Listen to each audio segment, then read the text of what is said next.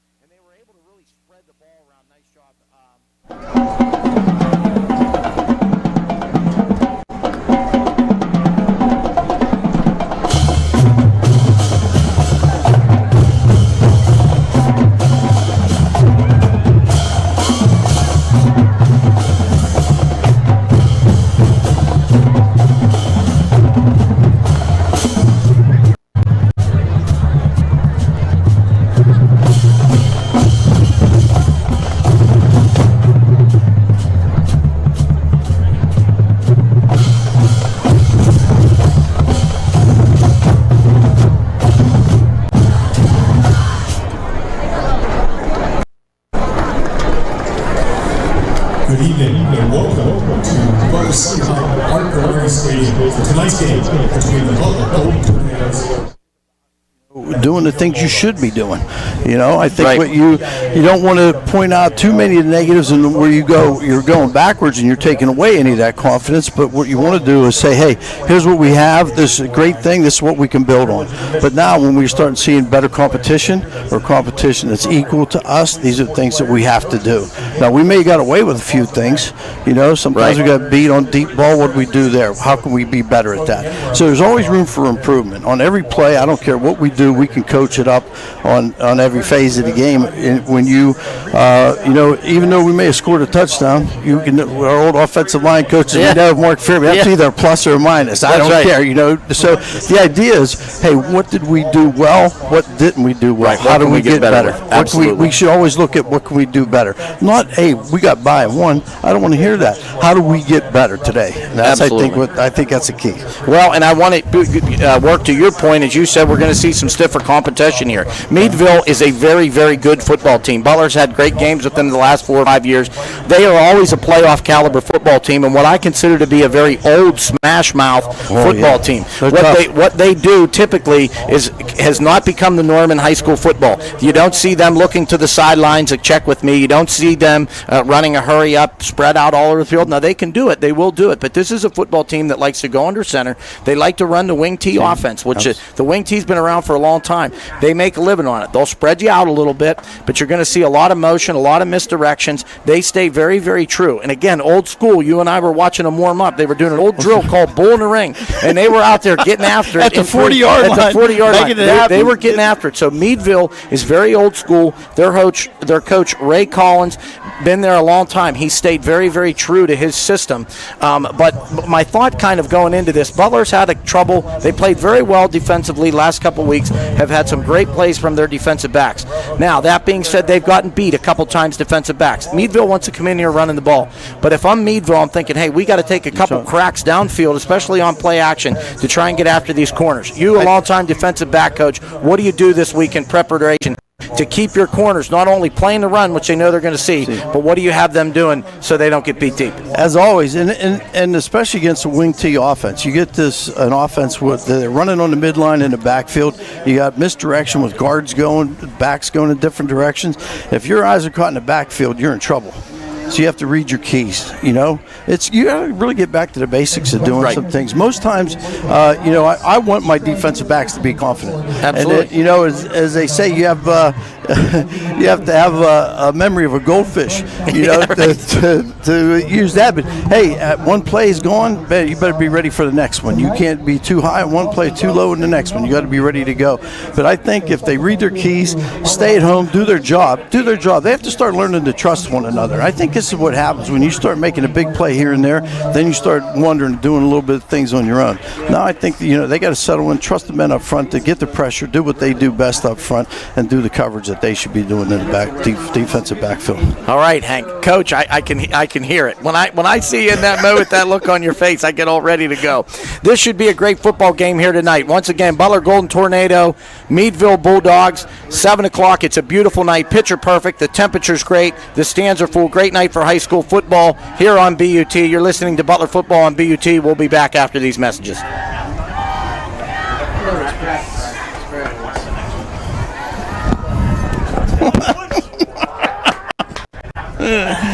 What's going on, brother? Pre-game in there? Yeah, got it in.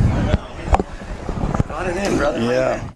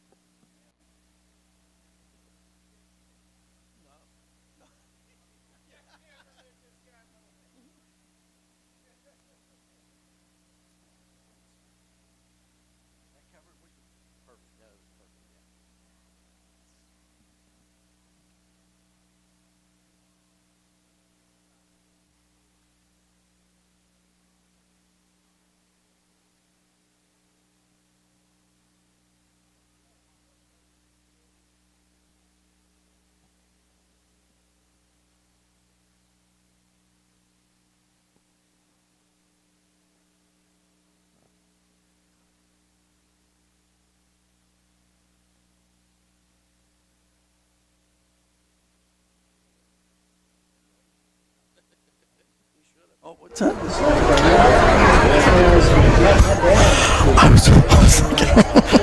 I know.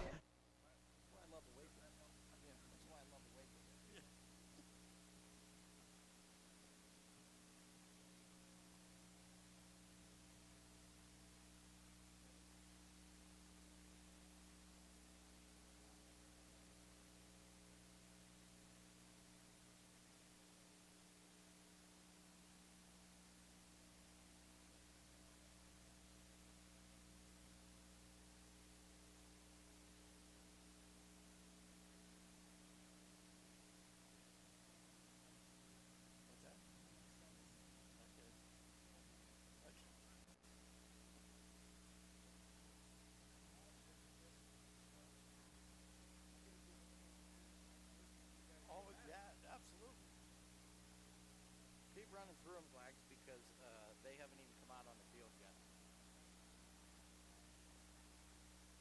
Yeah, at least start into it.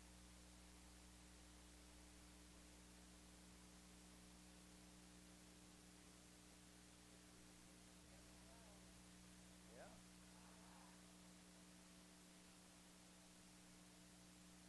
One and one. Oh yeah, They dropped the first one of the season.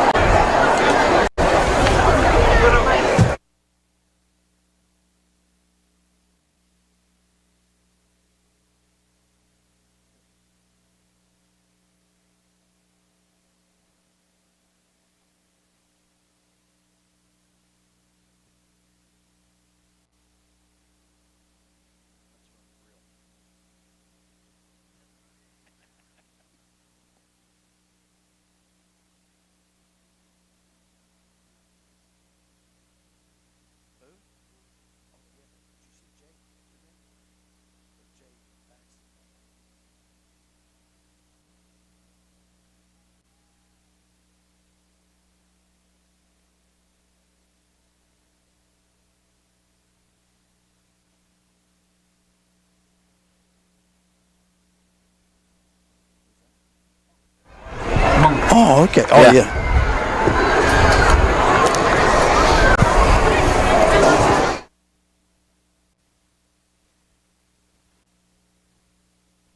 Yeah, keep going. I don't know what they're doing. Well, I think maybe this. He's coming.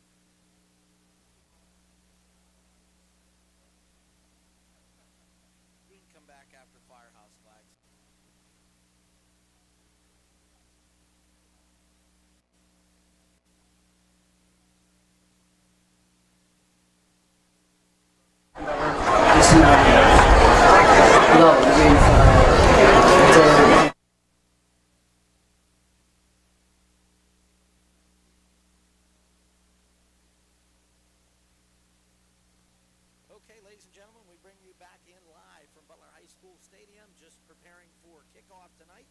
Butler Golden Tornado versus the Meadville Bulldogs. Butler coming in once again with that 2-0 record. Beat Shaler away on the road in a thrilling overtime victory, and then last week handled their business here at home against the Brashear Bulls. Meadville, on the other hand, comes in at 1-1, coached by head coach Ray Collins. Lost the first game, played Fort LaBeouf, lost 29-22 on the road. Last week, a win against another independent 6A team, Connellsville, 35-14. So Meadville isn't afraid to mix it up with some big boys. Oh, absolutely not. I mean, they come out last week and they went right at them. So I think we're going to see a nice physical game tonight. It's a good matchup for us, I think. Absolutely. Right now, they're looking at some of Meadville's captains out there. Jordan Lawrence, number 3, Jacoby Thompson, number 7, the quarterback, Zach Carr, number 36, and Lucas Conley, 54. So Meadville actually wins the toss. They will defer, so Butler will get the ball to start off the football game. Our captains out there representing the Golden Tornado: Nico Bagetta, Mark Clems, Lucas Martin, and Bo Burchett, all big-time senior leadership. And that's something I talked about, Hank, this week. You see a little bit of a different swagger with this football team this year, and 100%, I attribute that to senior leadership. It's something that, over the last couple of years, you've been around enough football teams. When you have those leaders and you have guys you can look up to, that's how you turn a program. Because if you're a sophomore right now and you're watching Bo Burchett and how he carries himself, or you're watching Mark Clems, how he carries himself, you learn how to do it. And when you get to that opportunity, you don't want to let those guys down. Absolutely. You're playing for your older brothers there on something like this. And especially when you look at Burchett, he never comes off the field. No, he doesn't. He's going 100% all the time. You love to see an effort. The kid's got a motor, and it's exciting to watch him play. Absolutely. So we're just getting ready for kickoff against what I feel is going to be a very old-school football game here at the stadium tonight. So looks like we have deep there, Hank. I'm trying to get a number there. Looks like number 26 will be Nash Cuffman, will be deep for the Golden Tornado. He's the lone deep man, and here comes the kick. Kicking off from Meadville, number 27, James Miller. Pretty good leg that he showed. Squib kick. Okay, squib kick picked up by Shriver. Shriver, the track star, up into the middle of the field, and he'll go down right about the 38, 39-yard line, and that's where the Golden Tornado will start. Shriver, Hank, has been such a great player on special teams to this point this year. He's a track star. He's probably the fastest kid in the school right now, and man, he's show it on those punt and kick teams. Yeah, it's not just most times you have somebody with speed and they show it on the track. It doesn't always translate into contact on the field, but in his case, it surely does. Yeah, he's done a nice job so far. So Butler trots out the offense. They'll start with twins to the right.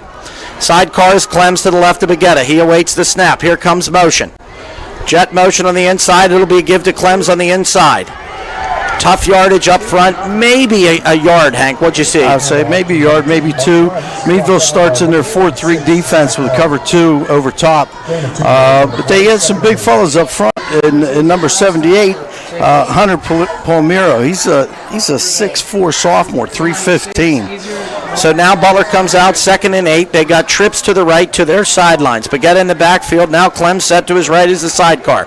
He claps for the snap. They do the check with me over to the sidelines. Gets the play, plenty of time, 12 on the play clock. He looks to throw. He's back.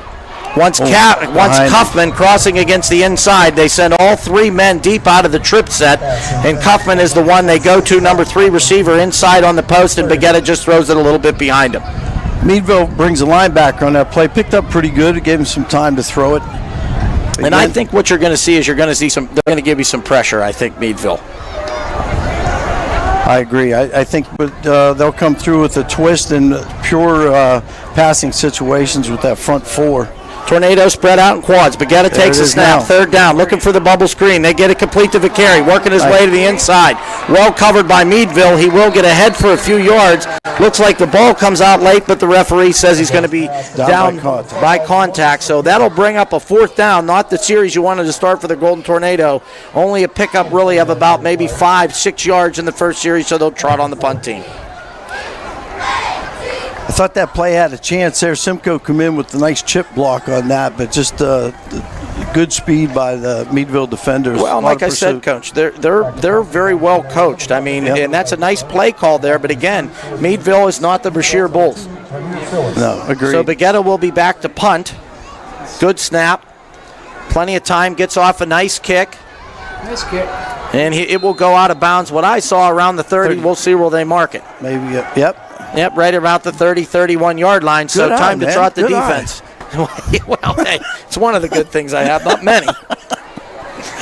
As long as I don't have to look at it up close. I was right on top of it. Who knows? So out comes the Golden Tornado defense, and out comes the what I'm calling the old school Meadville wing T offense. Now, they could very well come out in something different this week, but I'd be surprised if they did. Not under center, so they're out in the spread set. Okay, so they're in the spread set. They got twins to this side. Slot away. Here's the snap. Sidecar left. Ooh. You got Big number 3, run. Jordan Lawrence. Jordan Lawrence, big run up off the right side, and he'll pick up about 20 yards, and that'll give Meadville the first down of the ball game. Yeah, nice seal block by the wing on that side. Come down on our end. Got a guard pulling out in front of them. Yeah, just a little lead play. They block down and they kick out, and it's there. Linebacker's not there. Nearly makes the safety miss. So they stay in the spread. Now they're spread. Twins to the right, sidecar to the left. There we go. Bo Burchett all over it. I think same play we're looking at. Same play, yeah. Now this time going to the twin side. Goes once again to Lawrence, but Bo Burchett snips it out from his defensive end spot. Minus one on the play. Second and 11. So far, Meadville trying to run the football, but yet out of a spread set. So here it comes again. Trips right. They will be trips right with a slot trip sidecar right. Heavy loaded to that right side. Here comes the pass. It'll be tossed downfield and interception on the tip drill. Beautiful. Mark Clems, we roll out. Lawrence rolls out to the right side and throws it, and it's tipped, I believe, by the tight end, Hank, and actually coming across the field like a waggle. And what ends up happening, it goes right into the arms of Mark Clems, one of your favorite drills. The tip drill comes up big for the Golden Tornado. Always have to be ready. It's a great thing to see guys not quit on a play. You know, we had a roll out right. Guys did a good job of staying with it. So the big break, the first one of the game anyways, goes to Golden Tornado. They come out, their trips right. Baguetta does the check with me.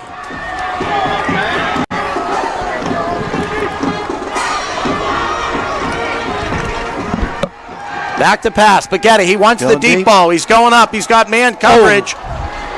Nice adjustment out there by the receiver to try and get it.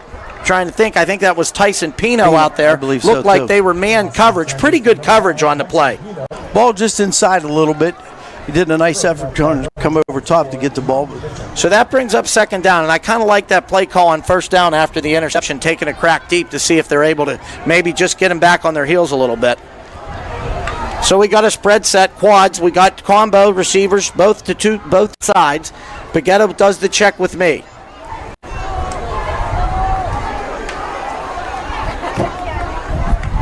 And here's the snap, and here comes the quarterback counter. Nico Baguetta up through the line of scrimmage, and he'll pick up a big first down for the Golden Tornado. Meadville sitting in their base 4-3 and got caught. Boy, that's a nice play call, Hank. They bring the backside tackling guard. They pull him this way. Baguetta fakes into where they're pulling from and then pulls it and comes out. Pure quarterback counter. Nice first down for the Golden Tornado. Baguetta back again. Same set. Quads. Two receivers set to each side. He does the check with me. I believe it's Collinger in the background. Clem's taking a blow on the sidelines. I don't know if I could play today because I couldn't remember all the signs. They'd have to color code it, Yeah. that's for sure. Blitz by Meadville. Picked up. Trying to hit the ISO from Baguetta. Baguetta just follows Collinger up into the line of scrimmage. Maybe a pickup of one, maybe? Not even. That's no gain on the play. No gain on the play. So Tornado come out in the same set. 49-yard line, second and 10. Looks like a cover two for Meadville, huh, Hank? Absolutely. They're in a 4-3, and they were showing they're kind of rolling their linebackers to the offensive right. Here comes the snap. There's a Begetta blitz takes coming the snap, and it'll go to Collinger. There's penetration off the left side of the Meadville line, and there's no Collinger under. Actually will be thrown for a loss on the play. Last two plays, Meadville showing pressure, and coach and staff guessing right because they brought both plays. They blitzed right into where we're running the football. So you'd kind of have to think here, Hank, if you're Meadville, you've had a little bit of success penetrating this Butler line on the blitz. I want to think 3rd and long here, you got to bring a blitz. So me, if I'm calling the offensive plays, I want to try and hit something in the middle of the field. And this is what I always think is tight. You know, when you're running the spread, you don't have that pure tight end in there. So spread out again. Here comes the snap. Begetta back, plenty of time. Sets his feet. Crossing route. Throws it over the middle, and there it is. Get a block. That's Pino. Pino has a chance. Down to the 10, and it's finally run out of bounds. Fantastic. Around the 7-yard line. It's a great play call into the blitz. Great call, Coach. You got a crossing route across the middle. Picks up Pino for about, that's down to the 5. That's a 45-yard gain. 45-yard gain. Tornado will set up shop in the red zone. I come back with that. I think that's a 7-yard line. Be 1st and goal at the 7. So nice play call by the offensive staff of the Golden Tornado, anticipating what Meadville is going to do. They're back on the ball, spread set. Here's the snap. Begetta, he's rushed, forced out of the pocket. He's going to try and throw it back, and it's going to be complete on the 1-yard line. Wow, kind of a running left jump pass, and completes it to Clems on the 1-yard line. Wow, what a play. What an athletic play. Just coming across his body. Unbelievable. Rolling to his left for a right-hander. And just finding the receiver. Yep. And putting it in a place that only Clems can really go down and get it because he catches it just right above the turf. So set up now. Begetta will be under center. And he will take it himself. Golden Tornado. Touchdown. 6-16. Golden Tornado. 6-0 on the Meadville Bulldogs. That's a great job. Coming off a Meadville turnover, taking the ball down the field. That's making them pay, buddy. Absolutely. That's a great offensive series. Nice job all the way around. Really, you got to give a lot of credit to Begetta there. Sets his feet. Yes. Even from the Shaler games, the last game you saw to now, you're seeing him just kind of really get comfortable in there. And, you know, the first 2 passes of the game, he was a little bit behind, and then the crossing route, he hit right on the money. He hit Pino right in stride for the big gain, setting him up for the touchdown. A.J. Morris with the point after. And it gets through. The Golden Tornado take a 7-0 lead with 6-16 over the Meadville Bulldogs, and we'll be right back. You're listening to WBUT Butler Football.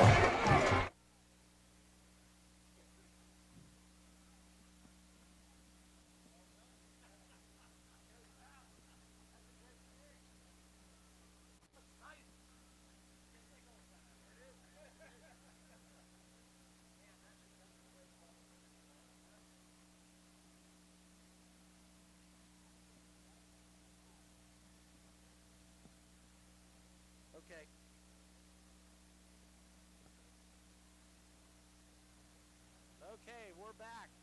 Great series for Golden Tornado. We have a Mark Clems interception. The Tornado drive roughly about 45 yards to score, about 65 yards to score a touchdown to take a 7-0 lead against the Bulldogs. So here we are ready to kick. Butler's ready to send it deep. You have number 2, Tamir Phillips, and number 3, Jordan Lawrence deep from Meadville. Squib kick. It'll be fumbled around a little bit and finally picked up. That'll be Tamir Phillips bringing the ball out to the 35-yard line for Meadville. So Meadville will set up here. See what they do if they go back into their original, what we saw almost all last week against Connellsville, where they were running a lot of pure wing T. They came out and spread it out against Butler, and it cost them a little bit. They throw the interception. We'll see what they decide to do here, but you can't really start any better defensively for Butler than they just did right there. So let's keep the momentum going. I think to your point earlier, Chris, we thought what we may have had some issues with our defensive backfield last week. You know, that maybe they saw that. Here comes the run off the right side out of the spread. Ball given to number 3. Jordan Lawrence. Jordan Lawrence, and that's the same play that they had the big run on to start the football game. Butler has adjusted. It's still a 5-yard game. Brings up 2nd and 5. There's a name you're going to hear quite a bit from Meadville offense, Jordan Lawrence. And quarterback Jacoby Thompson's another one. And number 2, Tamir Phillips.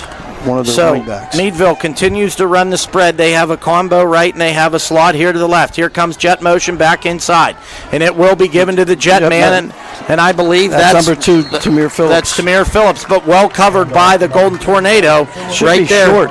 Yeah, it's going to be short right in there on the play. Outside linebacker Kevin Shriver. 3rd and 1. 3rd and 1 here for the Bulldogs. Now we'll see if they continue to go spread here, if they tighten it up a little bit. So Meadville, one of the few teams, Hank, that really still does the huddle. Take the play from the sidelines. I mean, it's kind of like watching an old school football game. They go slot trips to the right, sidecar to the left. Here comes the snap. Quarterback ISO, and Butler's all over it. Lucas Martin is there. He doesn't make the play, but he causes it with his penetration. It allows Collinger to get the stop. That'll bring up a 4th down. Actually, probably a loss of maybe a half yard on play. Boy, nice play. Lucas Martin gets that penetration. Because of that, you get some panic in there. And Collinger's able to come up from that linebacker spot and make the play. Really does a nice push job. by Bowden, too, on that side. It was a good job by the whole defensive line, to hold the line of scrimmage. A nice play by the linebacker. So Meadville looks like they're going to punt it away here. You got to go safe punt at this point in the field, and Clems will kind of drop back deep, but they'll play it safe. Little bit of motion they're going to protect. They look like they were offsides, and did they get a call? Yeah. Yeah, they got it. Boy, they got it late, though. They did. That's something that Meadville did last week. They had 3 penalties on punts last week. They did, yeah, they did. A very similar situation. They run that motion, and then... and what they're doing is they set up, and they're almost kind of balanced, at least on the inside, and they're taking the wing on the left side, and they're letting him run over to get that extra protection. I never liked that. I never liked leaving a side weak on a punt. What they showed, what it looked like to me, is their punter, like that rugby-style punt. Right. He's kind of moving to his right and his punting motion. So a little bit more of a punting situation now here with the penalty, a little bit of a 4th and long, and Deacon Simcoe will drop back here. Here's the motion for Meadville to protect that right side, and here comes the rugby-style punt. No, he's running. It's a fake. Oh, and they miss a tackle in the backfield. Oh, and he is going to pick up the 1st down, and man, I said it earlier, Hank, you got to go safe on that. You got to be prepared for it, but that'll move the sticks, and that's a big break for the Meadville Bulldogs. I think that just shows what, the coach is doing down there for Meadville. Like you said, old school guy. Yeah. He's not giving up anything. No, that's a pure fake punt. I mean, and looking at it, I didn't say it, but I thought, man, that punter's awfully close. Yeah. Because you usually line him up maybe around 13 yards or so, somewhere around in there, and he looked like he was about 9. And that's their quarterback, Jacoby Thompson. That kid's a good runner. Yeah, too. so nice here we go. Pure wing T center. set. We got both wings. Here comes the buck motion, and it'll be a buck sweep. And it goes to Jordan Lawrence. Golden Tornado are able to stop it for about 6 yards. Number 2, Tamir Phillips on the carry. So that what you and I call buck motion. You have really out of a wing tee, you have 2 types of motion. You have a jet motion that goes toward the line of scrimmage, parallel line of scrimmage, and you have buck motion that goes deep. It's a deep motion. Ends up behind the setback. Yeah, pure wing tee. Here we go again. We got double wings, under center, tight end left, buck motion, and it'll go up and inside. It's a trap on the inside. That'll be enough for the first down. Probably gain of 6. Gain of 6 on the play, and that's what the wing tee does, because you start seeing that motion. What it predicates itself on, where it's successful is, it wants those defensive backs and those linebackers to start getting focused on that motion. And then you run a trap, you hit it up inside like that. You got, especially as a linebacker, you've got to read your keys. Those guards are going to take you to play. Same formation. Here comes the buck motion. It'll go to the buck motion. Down on the inside, recovered pretty well by Butler's outside linebacker. I'm not sure who was out there. Actually, that was McCary, I think, came in from the corner spot. Be a gain of maybe 3 yards on the play. Again, you got Tamir Phillips coming off the left wing in buck motion, as Chris was saying earlier. They're pulling both guards on a play like that.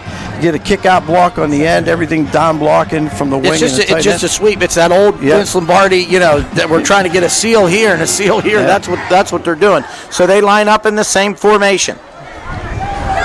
Wing in the slot. It's going to be the trap up in the inside, and Lucas Martin is all over it, as well as Jordan Vicari from his linebacking spot. Well done there. Puts them in a 3rd down. We'll see Hank here. I was kind of looking at that, Chris, as you were saying. They hit that. That looked more like the midline play to me. It might have been. Yeah, it might have been. I don't know if anybody pulled there. Again, looking at 3rd and 7. So a little bit of a longer down here. We'll see. You kind of can tell. It kind of seems like maybe Meadville's on a script. First series, they want to do some spread. Then they want to come back. They want to do some wing tee. We have tight end left. Double. We got a wing left. Here comes a slot and buck motion. Waggle. 2 people. It's a waggle route, and he's trying to hit the deep ball. He has a man, but he overthrows him just out of the reach of Tamir Phillips, covered by Pino on the play, and that'll bring up a 4th down here. And you got to think, if you run the fake, before that you're going to try and go for it again here. But there again, maybe you try and play field position, and maybe you try and pin them deep. I don't see any punt team coming on the field right now. Either. So we're looking at a 4th and 7. Ball's at the Butler 38-yard line. So Meadville breaks the huddle. What we got? Looks like we're going to get timeout Meadville. We're going to get timeout Meadville. 51 seconds. Butler in the lead right now in the first quarter, 7-0. We're going to take a break. You're listening to WBUT, Butler Golden Tornado football.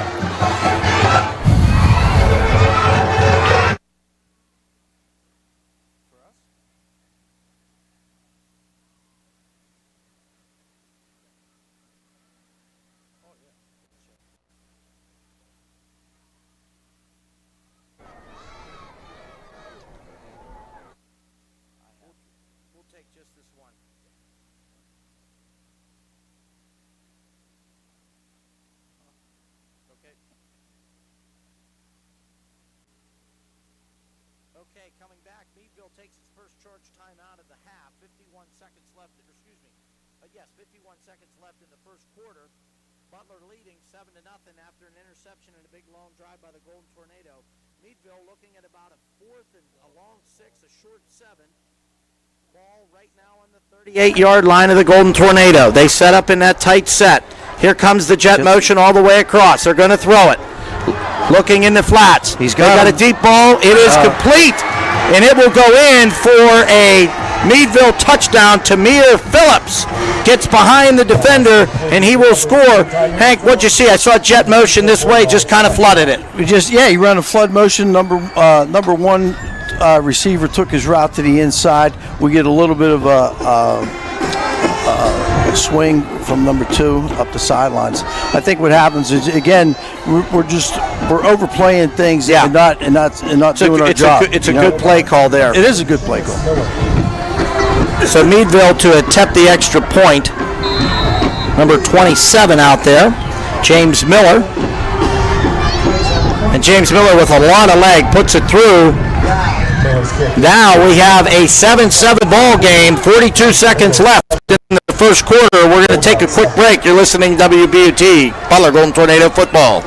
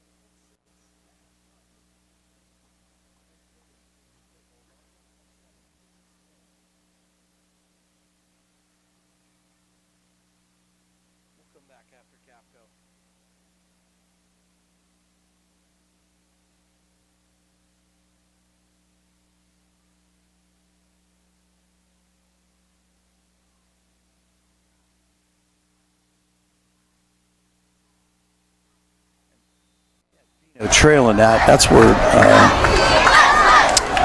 Okay, 7-7 tie. Meadville answers, and here comes the kick from to kick it deep. Nice strong kick down to 3-yard line. Down to 3-yard line, and here comes Kaufman up the right side. He's not moved. He's at the 40. Stay on the block. He's on the 50. He's on the 40. He's at the 30.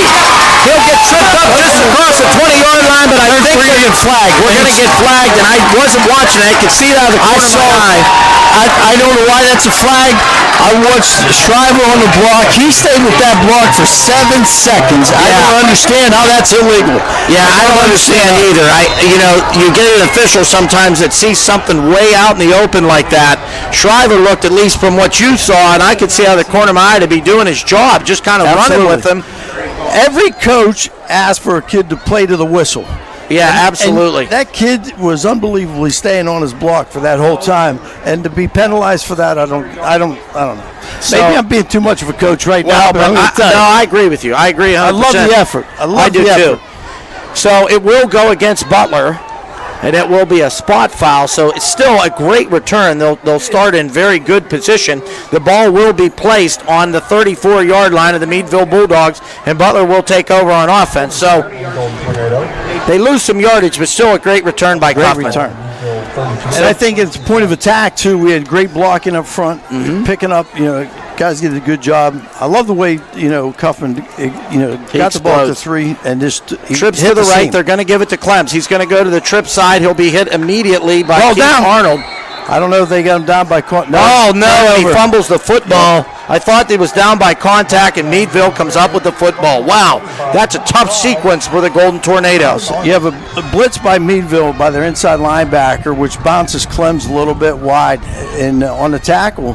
I thought he had a knee down, but it looked like the ball came out before that. Without the benefit of instant replay, they might have been able to get that one back. But as it is, as a coach, you talk all the time, transition, sudden change, transition, sudden change. So Meadville back on the field. Butler defense back out there once again. So Meadville comes out this time after some success in that tight wing T formation. They come back out in a spread trips. Coming back away from the trips, going to the weak side of the field, missing tackles. Boy, and that's something. So what they do is they go away from trips there, Hank, and we miss a tackle. It should only been a couple-yard gain. They're running that ISO, the quarterback ISO, back to the split side, and the short side of the field. They're pulling the backside guard on a power move. Yeah, like you said, it's one. He's one missed tackle away from. And that's really something that Butler has done. I felt very well the last couple weeks is they've tackled very well, and they missed one there, and it cost them a first down. But I think what we saw, you have a lot of senior leadership on this Meadville team too. Absolutely. Jacoby Thompson, Lawrence, and Phillips. So Meadville spread out once again to the trips. Sweep. They'll run to the trips, and here comes the buck sweep, pulling 2 guys.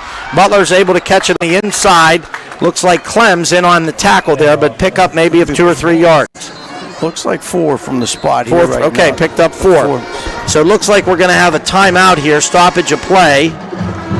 And I'm not sure who took the timeout there, Hank. I saw the official wave his arms, but I didn't see him point one way or another. I didn't either. Let's see if it looks like Butler still has all 3, and looks like our good friends over in the room beside us are trying to wonder who took that timeout as well, because they haven't taken anything off. I know normally they let us know, but they didn't let us know there. But we're going to take a quick timeout too while they sort it out and see who actually took the timeout.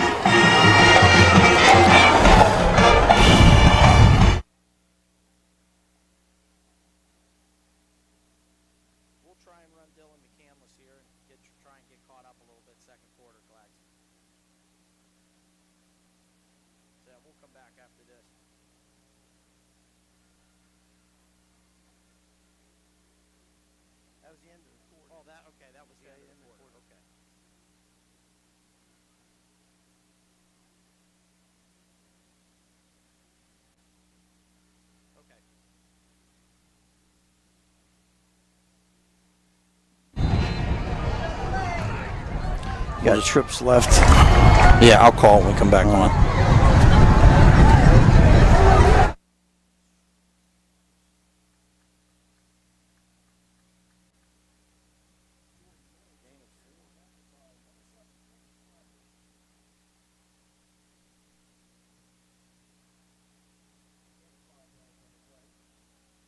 To the left, run by Lawrence up on the inside. We'll pick up a couple, and that'll bring up a 3rd down, and we'll call it 3, Hank.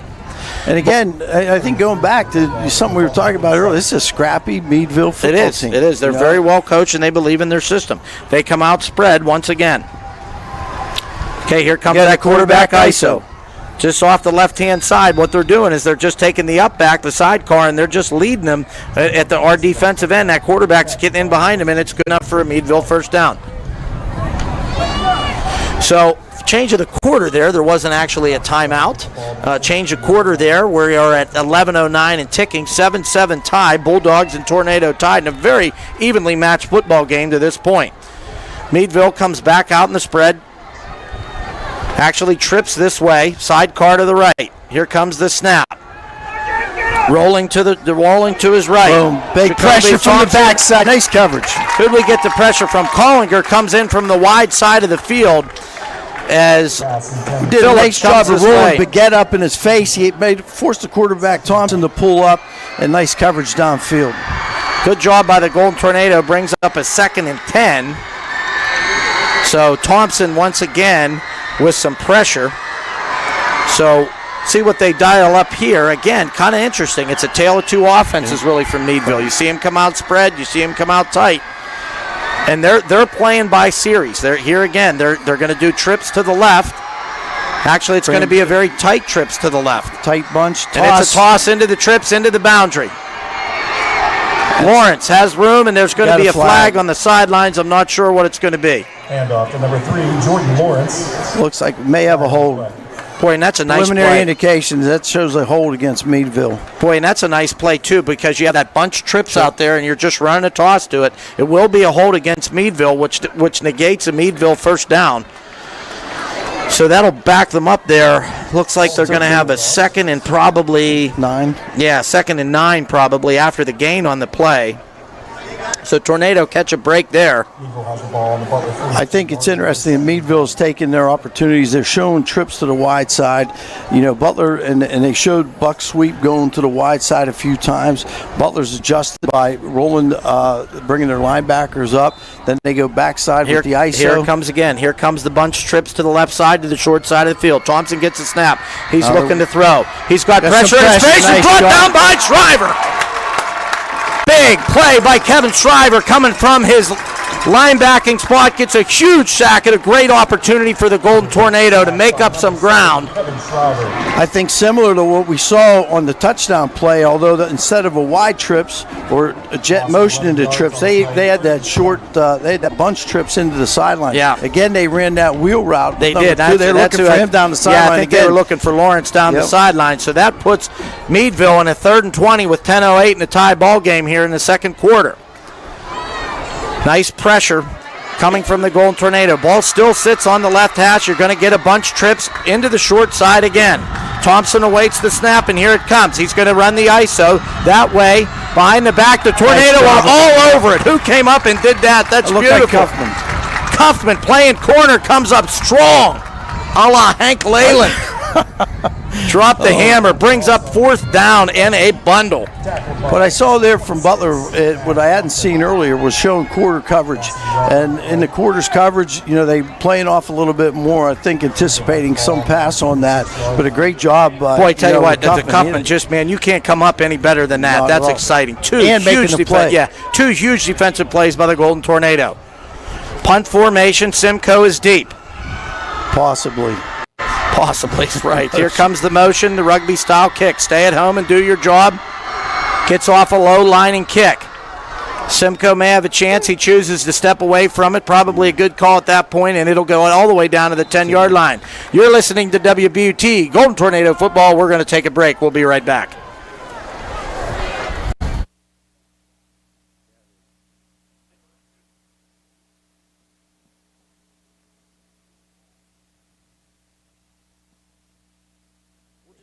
Just take one here. Let them build any more momentum.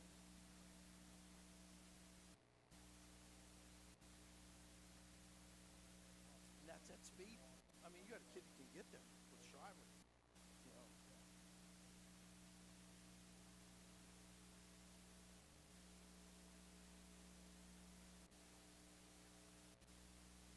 Okay, we're back. Golden Tornado, big defensive stand. They got the ball on their own 10-yard line. They're spread out. Here comes Cuffman in motion. Baguette will take it himself up the middle.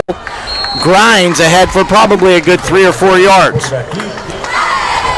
Boy, I like the answer from the Golden Tornado there. After, they kind of get punched in the mouth, they give up the score, they come back, and, they have the big kickoff return, the penalty, they're trying to fight for momentum a little bit, but they come back. I think we saw that in week 1, too. They come out, they come out, jumped out early, and they've been able to respond when the teams come at them. So I think it shows good character. And the question is, what do we got coming next? That's a good job, a good read. Nice job by the guard coming across. Number 60, Collinger follows his guard all the way down. There'll be a nice pickup. Number 60, Jace Frederick, pulls to the left side on that play, kicks out the end. Collinger does a nice job of reading it, picks up a huge Golden Tornado first down. A 25-yard gain on that. Wait a minute. Is that a penalty flag? We're showing it, but I don't see anybody going back. It's against Meadville. I'm not sure what it was. I saw some in Connellsville. They can be a little bit undisciplined at times. Yeah, I'm not sure. It was actually thrown in the backfield, Yes. so I'm not sure what happened there. It was a big 15-yard penalty, though. I think personal foul. Yeah, personal foul. So the clock will start to wind. 8-12, 7-7. Golden Tornado coming up with a big first down. They're waiting to set the sticks. Golden Tornado spread formation. Bagetta does the check with me. Sidecar to his right. He takes a snap. He looks to throw. He throws it to Marcus McCary on the sidelines. One-on-one. Gets a nice block from Cuffman, and it's going to be flagged. You got to be kidding me, Hank. Number 5, Marcus McCary. Jeez, you can't stock block any better than that. Cuffman, he's getting ripped off here tonight. That's 2 plays that kid was involved in. I didn't see a hold there, did you? I did not either. Boy, you teach receivers to stock block all the time on the outside. Position. He kept his feet. Everything you would ask of a receiver in that play. Coach Christie has something to say, and I would too. He's probably doing it a little bit nicer than what I've seen you do in the past. Yeah, probably. Yeah, probably. Well, he's a nicer person. So that negates a first down play. That'll put the Golden Tornado at about a first and looks like 19, 18, something like that. So Golden Tornado in the spread. Sidecar to the right is Collinger. Bagetta does the check with me. Here comes the snap. He's going to run naked on the outside, and he's got room. He breaks up into the middle, and there he goes. 24's got a chance, and he gets into the end zone. That's a Golden Tornado touchdown. Hank, that's an influence block. They flew 2 guys to the left-hand side. Bagetta goes naked. We say naked because nobody's blocking for him. Fakes out Meadville defense and scores a touchdown Meadville for the Golden got caught in Tornado. a twist on that, too. They ran their tackle outside, brought the defensive end down inside. He never made it. Our offensive line did a great job of picking up the block on the And I'll tell you what, if you got linebackers, and Meadville has decent linebackers that read their keys, you're reading all the time. Flow goes away. You got to go that way, and it comes the other way, and nobody's home. Nice play call. A.J. Morris in to attempt the extra point for the Golden Tornado. Too many men on the field. Snap it for Meadville. Morris gets it off and puts it through. Golden Tornado with 7:44 take a 14-7 lead over the Meadville Bulldogs. Hank, we got a ball game. We're going to take a commercial break.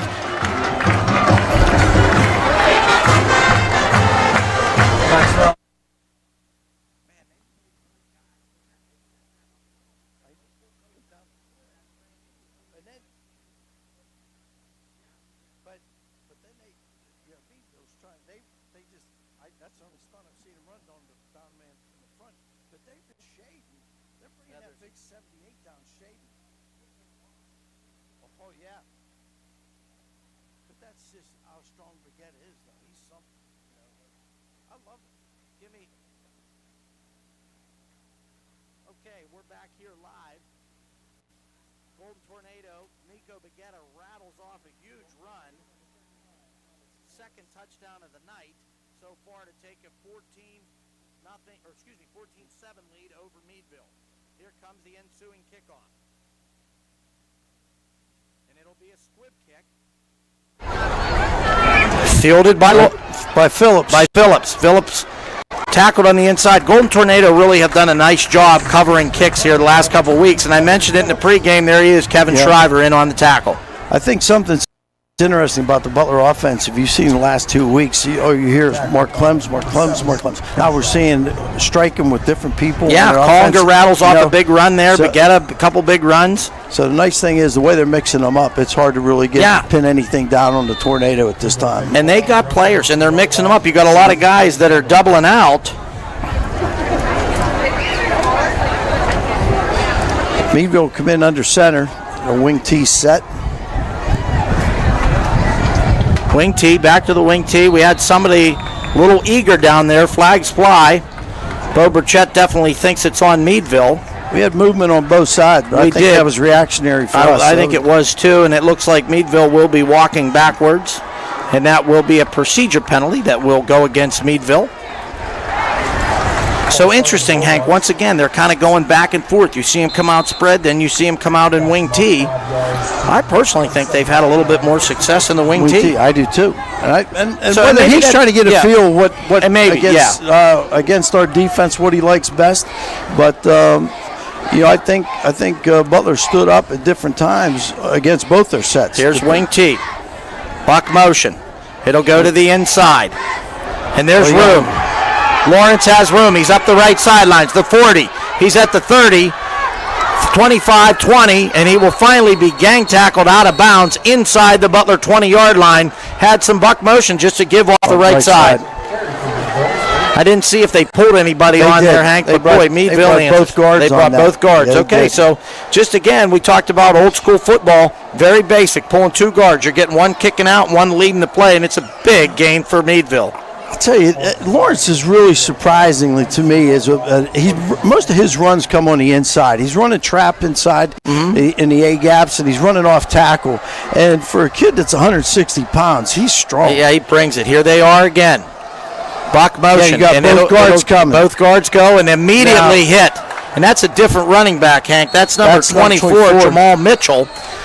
That's a sophomore running back. He doesn't get his number called too often, but when he does, he's a nice-looking running back. So he runs that buck motion where he's behind the up back, and they're pulling two guards. They're trying to basically run a same variation of the play, just a little bit differently off the backside because they're pulling both of those guards. Once again, your linebackers need to follow those guards. If they're following their guards, they take it right to the play. Ralph McElhaney, great linebacker coach, right behind me, shaking his head. Absolutely. Read your keys. Trap up on the inside, and we have it covered immediately. He bounces away and finally brought down by Clems, coming up from the safety spot. It'll be a gain of a few on the play. 2nd down 5, 6:32 and winding, 14-7 Tornado, but Meadville driving the football. Ball on the 19-yard line of the Golden Tornado. 3rd down upcoming. Meadville again, old school, Hank, back in the huddle. And they break the huddle. They'll continue to stay in the wing T, double wing. Split out here to the right. Under center, here comes jet motion, and it'll be given to the jet man. Behind the pulling guards, and finally brought down by Pino from the backside. But and that's Tamir Phillips. Tamir for Phillips. The first down to about the 4-yard line. And that'll bring up a 1st and goal for Meadville.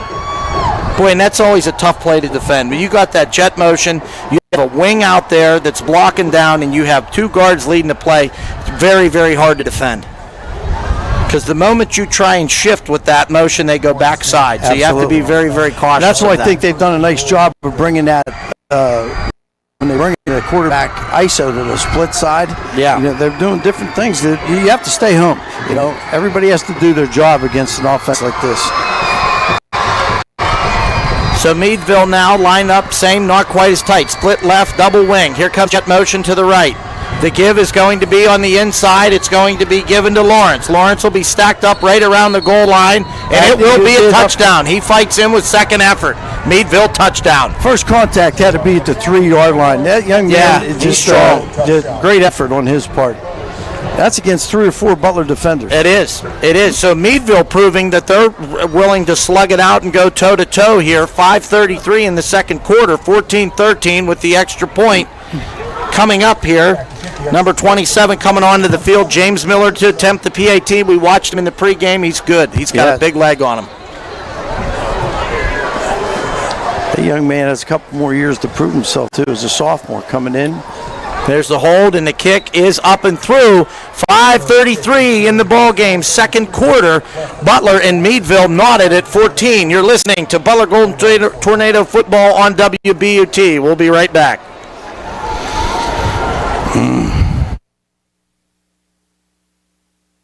Let's try and get Goldinger in too.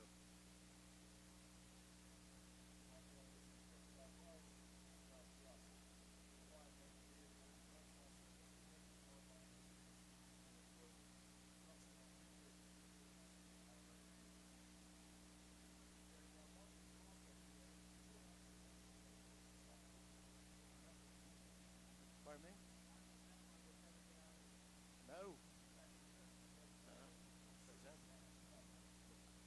Well, just hope they stay in their script and only do it every other series.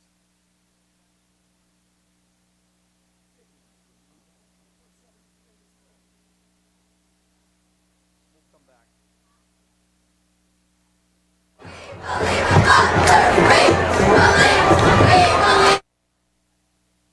Okay, we're back. Meadville just knotted the game at 14, 5:33 in the second quarter. They will be kicking off to Butler now. Boy, it's been a slugfest, and we were talking off the air. Once again, I said Coach Ralph McElhaney here with us. We all kind of agreed Meadville's been much better offensively in the wing T set. Got Miller, sophomore, kicking off. Left-footed kicker. Another squib kick. Get on it. A little bit of piling on there, and there is the flag. Yeah, it bounces. I'm not sure the Butler player bounced right off his chest. He's able to get up and get on it, but a little piling on from Meadville will give Butler a chance really to get across the 50-yard line and in Meadville territory, which you said earlier, Hank, watching the Connellsville film last week, you saw that they could be a little bit undisciplined, and they showed it From there. time to time, absolutely. I think, you have great senior leadership on this Meadville team. You can see it in their skilled positions, but they have a lot of young men out there in the field. That, 3 of their offensive linemen are sophomores. Again, so off and on, you don't know what you're going to get with them as any young player. So Butler just across the 50 on the Meadville 48 after the piling on penalty. So Butler will come out in a trip set, looking at a slot trips. Clems is the side, Carter Baguetta's right. Officials weren't ready, but Baguetta was. So everyone will reset. And here's the snap. Baguetta looks to throw. He sets in the pocket over the middle of the field, complete to Collinger, and that'll be good for a Golden Tornado first down. I think what we're seeing here a little bit is Meadville's coming out in their 4-3, but they're rotating to the wide side of the field They and walking are, yeah. their corner up on the short side and bringing them. So they brought a blitz from the short side, but that leaves us an opening. Yeah, it's a nice job. Collinger just playing the wing back, just kind of runs up the seam a little bit and gets open. A nice job by Baguetta throwing it to him. Nice pitch and catch. Good call on first down, too. I like very that. good call. Jordan Vicari checks into the football game. So first down, and somebody looks like they will take a timeout. We got a stoppage of play here. And Meadville will take a timeout. So we'll take a timeout, too. You're listening to Butler Golden Tornado football on WBUT.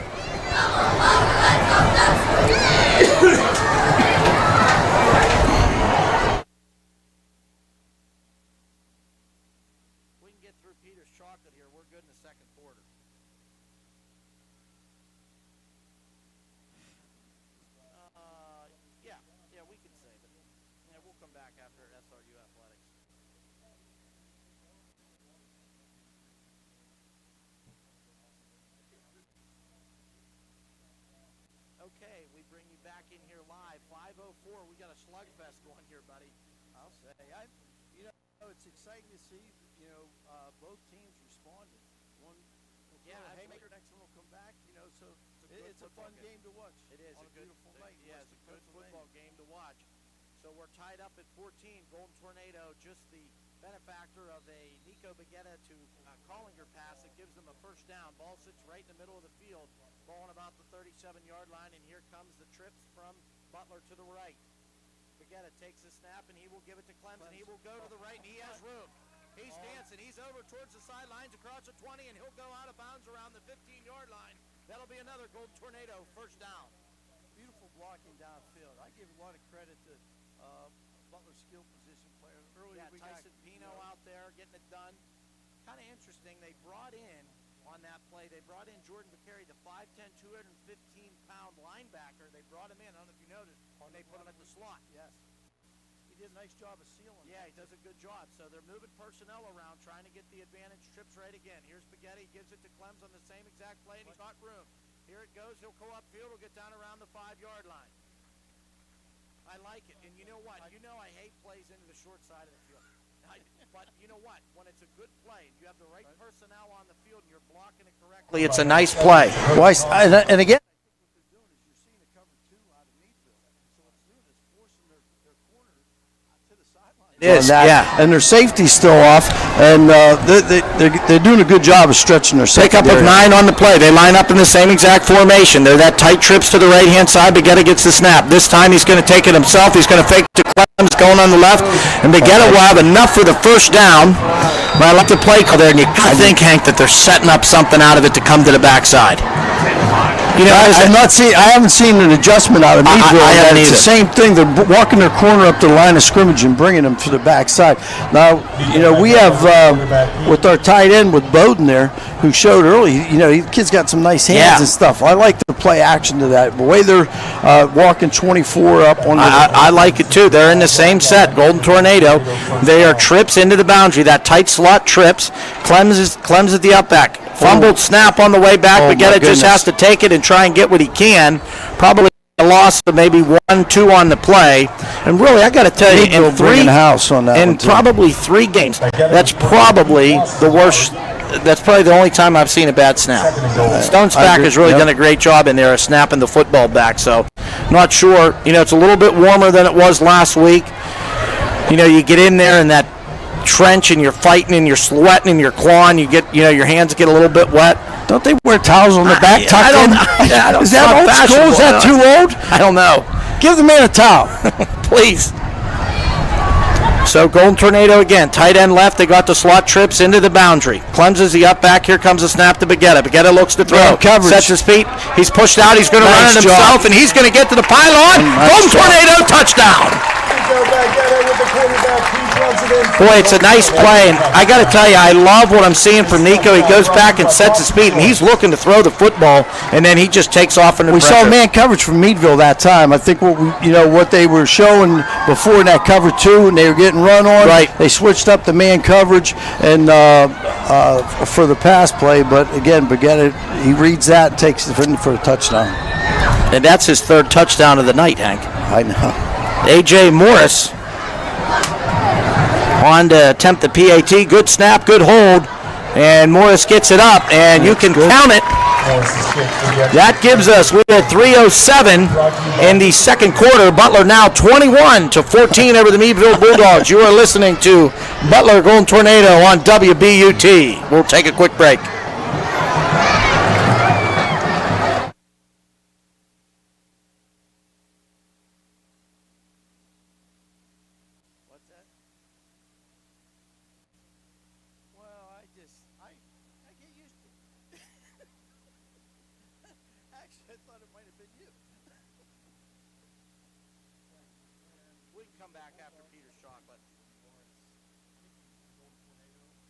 Number 39, Alex Morris.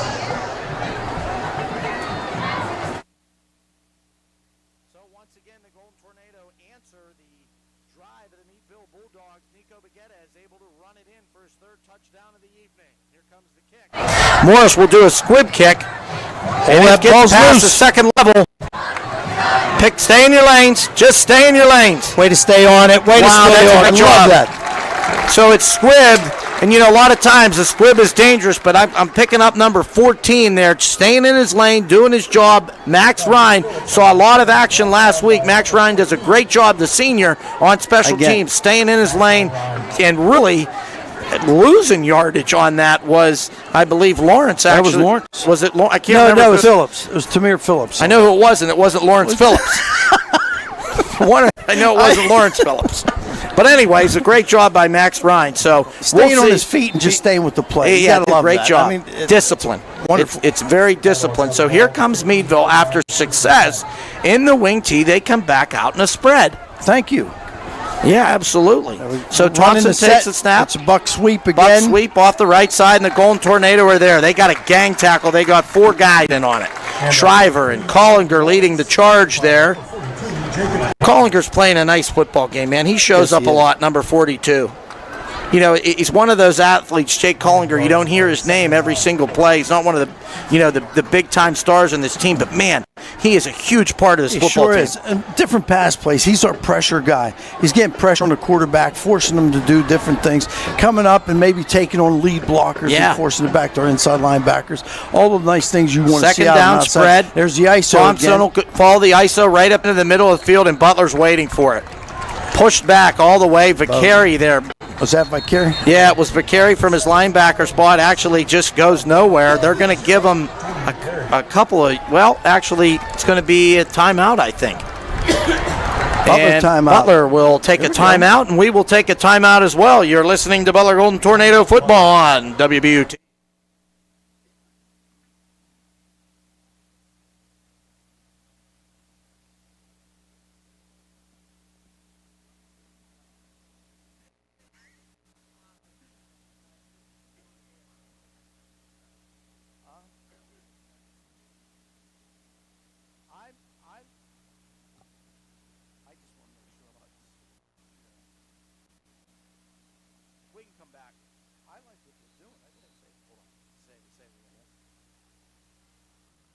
What do you like what they're doing? I don't know. Since they're not in their wing T set, they're in their spread set again. I think you're going to see he's going to run that wheel route again. Yeah, I think successful. They tried it one time earlier out of the tight bunch, but I think you're going to see the trips, and they're going to see if they can get a corner to bite again. And I'll tell you what, I don't send any pressure here, and I just tell to play, just play your keys, play back. You know they're in a throwing down. Demir Phillips, and here it comes. Thompson takes a snap. There he is. Goes to left, and they're looking for that route. Boom.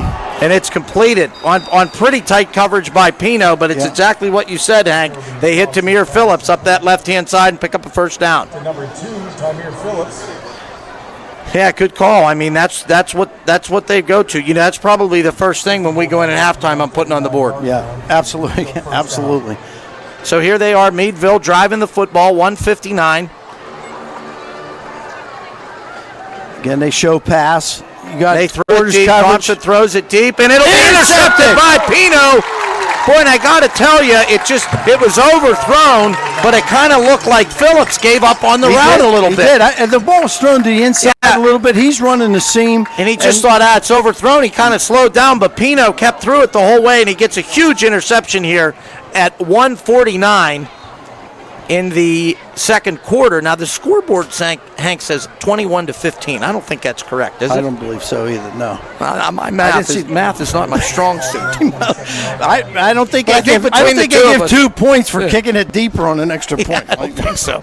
Huge play. Maybe they changed it. I don't know. My math skills. So Golden Tornado come out, and they have actually have 2 timeouts left. They come out in a spread. Clem's sidecar to the right. Baguetta waits a snap. He'll look to throw. Sets his feet. He's going to take it, tuck it, and run. Comes up the middle of the field. Stay on it. He's got another great block here on the outside by Simcoe. Wow. I got to tell you, Hank, these receivers, I don't know who the coach is, but they're doing a great job of teaching these guys how to stock, block, downfield. Deacon Simcoe springs Baguetta for a huge first down. I just love what I'm seeing. You see every person at every position playing to the whistle. Absolutely. That doesn't happen very often. No. And I'm telling you, it's an exciting thing to watch. Very inspired football team. So first and 10. Selfless. These guys are just playing for each other right now. It's pretty Trips exciting. to the right. Sidecar to the right is Clems. Baguetta takes a snap. He looks to throws. He sets his feet over the middle of the field. And Kaufman takes a shot on the completion and stands up. And there's going to be a flag. Somebody had something to say to Kaufman, I think, in there, and that's going to tack on another 15 yards. You got to love the heart of Kaufman. Man, I'll tell you what, he's a grinder. Love that kid. You know he's running down the seam. You know he's going to get hit. He makes a great catch. Holds on to the football. Yes. And I'll tell you, Thompson's a hitter. For their safety for them, and he gave him a good shot, and he bounced right off it. Really, if he doesn't go down, guess what? It's not a great hit. You got to put him on his back.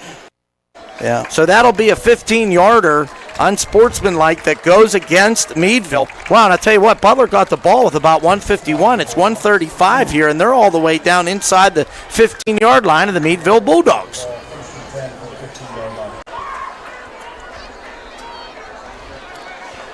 So Begetta checking to the sidelines. Got to lean in, fellas. Got to lean in, man. So interesting here, Mark Clems now will be out in the spread trips to the right-hand side. Collinger will be the sidecar. Begetta ready to take the snap. Cover 2, look from Meadville. Begetta looks to throw. He's on the run. He's nice. got right in the corner of the end zone. Tippy toe. Beautiful. That's going to be a Golden Tornado touchdown.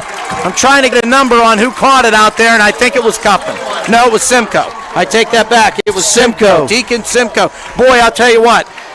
As a spot pass. Begetta is flushed out of the pocket. He's running to his right, and Simcoe, I think, adjusts his route. He did break like his route. playground style. Yeah. He goes over right to the pylon, and he leans over. Beautiful pass and catch for a Tornado touchdown. So here comes A.J. Morris, who's been 3 for 3 tonight. See if he can put it for 4 for 4. High snap, gets it down. And you can count it. Golden Tornado, 28. Meadville Bulldogs, 14. We're going to take a break. You're listening to Golden Tornado Football on WBUT.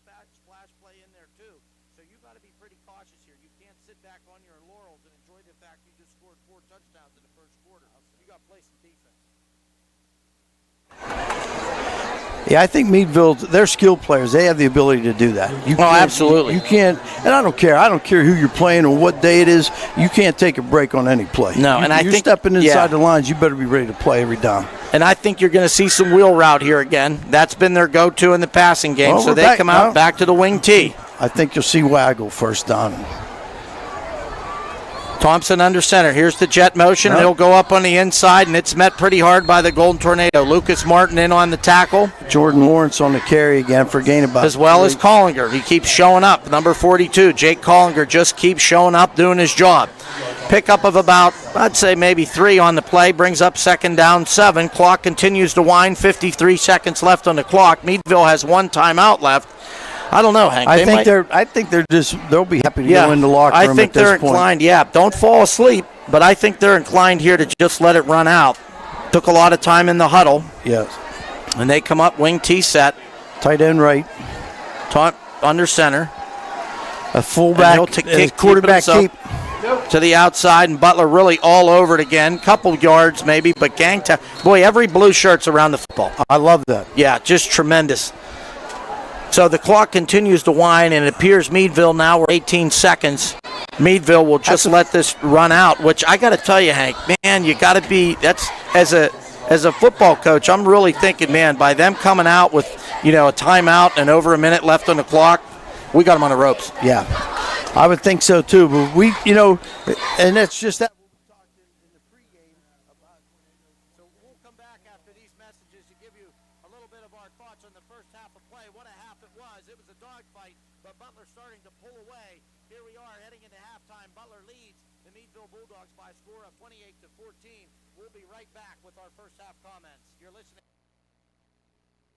Tornado.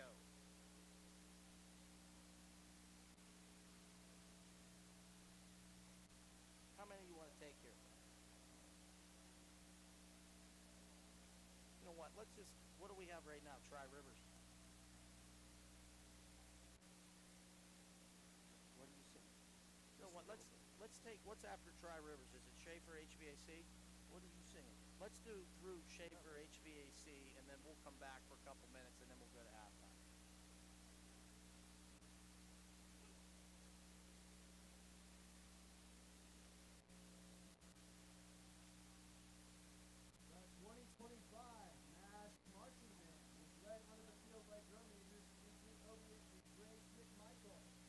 And is under the direction of Armand Walter with additional staff: Chris Barnes, Dwayne Banks, Miranda Tudip, Irene Kipp, Jake McCoy, Kira Ackerman, and Andy Hilsinger.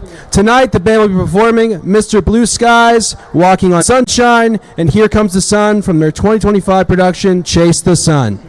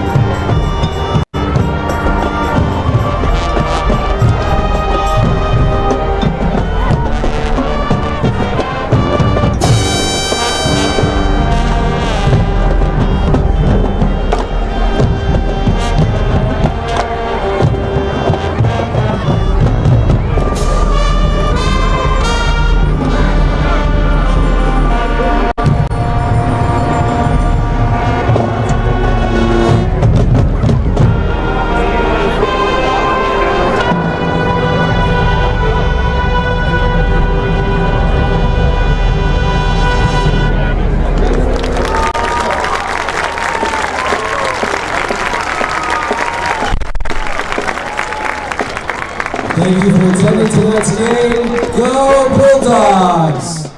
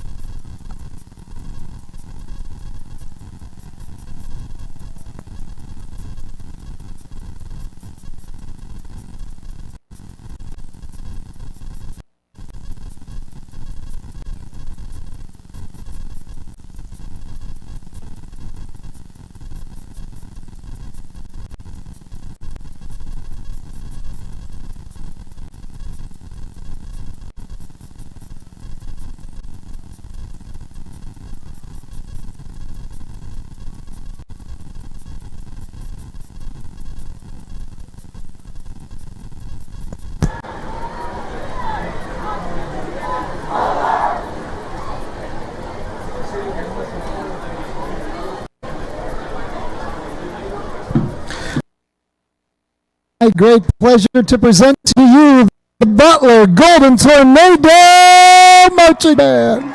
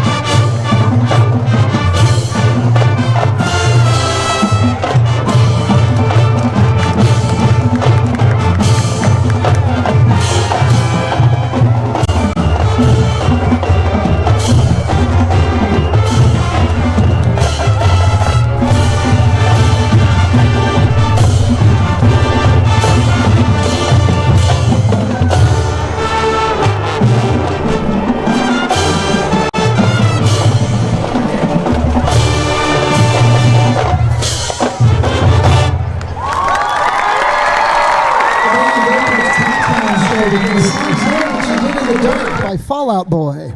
The band will now feature our Sequonet flag team led by Captains Bailey Seifert and Chloe Imhoff performing Pretty Fly.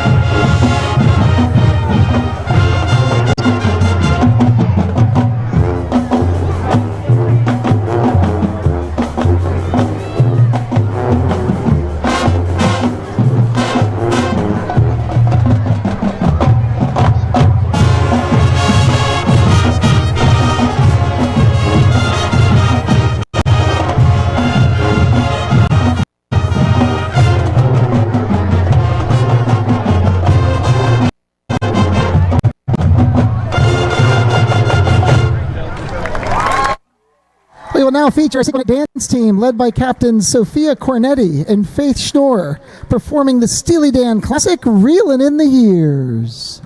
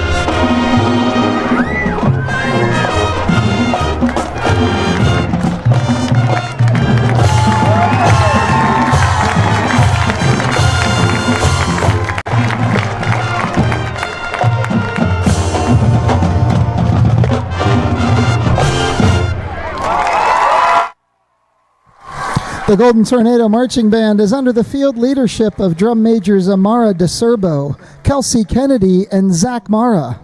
The band will now close their show with a classic hit from Styx, Mr. Roboto. Yeah, if we could.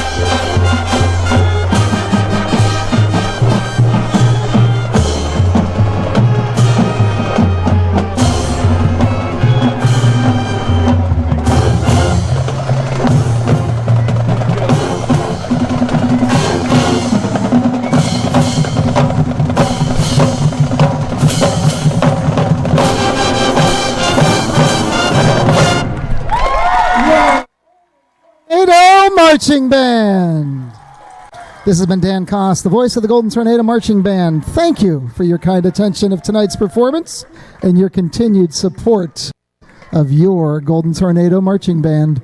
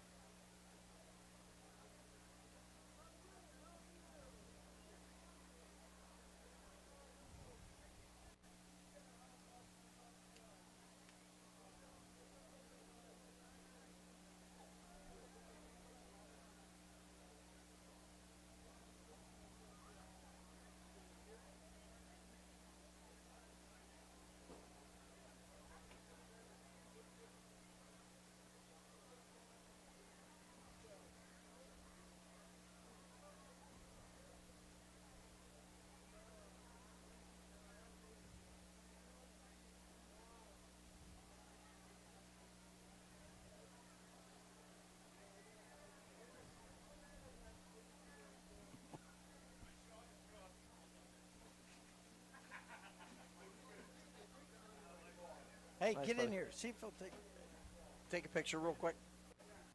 Get in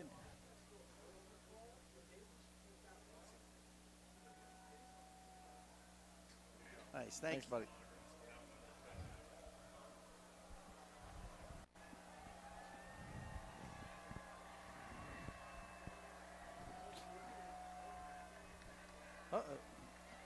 You know what? We can come back. Okay.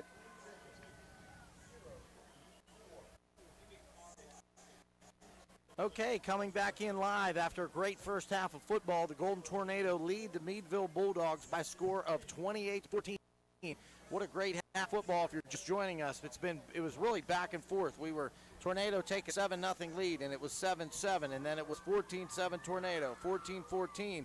Butler's able to get some momentum after a couple of turnovers and able to come into halftime with a 28-14 lead. Hank, what do you if you're Butler and you go in and you're making adjustments either side of the ball, what do you do at halftime? What are you looking at? I think what I'm seeing is, they have the ability now that in their playbook is open. Right. They've proven in the last couple games they can run with one Clemson. They settle them in. Like you said, he's doing a wonderful job. I think we got some nice skilled kids on the outside.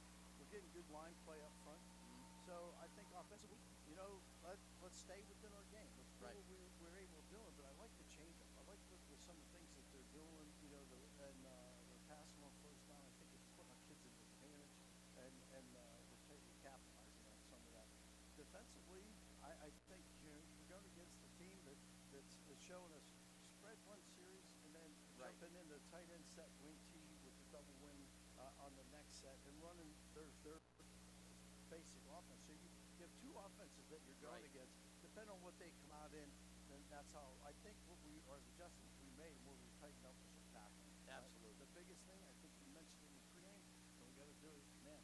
Secondary wise, we got to keep our eyes out of the backfield. Absolutely. And just do our jobs, play our position. I would have to think if I'm in there at halftime, then I'm looking at really for them to come out and go more wing T. If Meadville goes into the locker room and they're looking at, now they're looking at what they were able to do offensively, I think that they're thinking they had way more success running the wing T than they did the spread. So I would have to think as a defensive coach for the Tornado, we need to be prepared to see a little bit more wing T. Where did we get hurt? Wing T. Yeah. One of the places we got hurt was the wheel route. I felt that they were able to get I told you earlier in the game, that's the first thing I put on the board is how we need to cover that wheel route.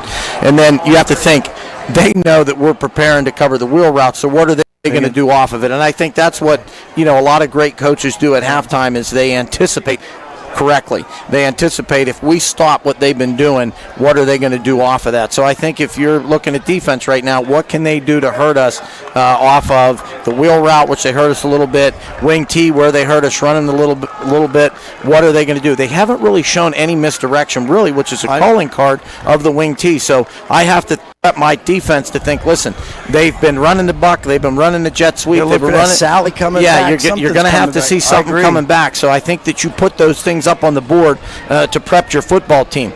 We've gotten great play offensively from junior quarterback Nico Baguetta, counts for all 4 touchdowns, 3 on the ground and 1 through the air to Deacon Simcoe, which you're not able to do that with a great line play up front. Nico has not been sacked at all tonight, and he's thrown the ball a number of times.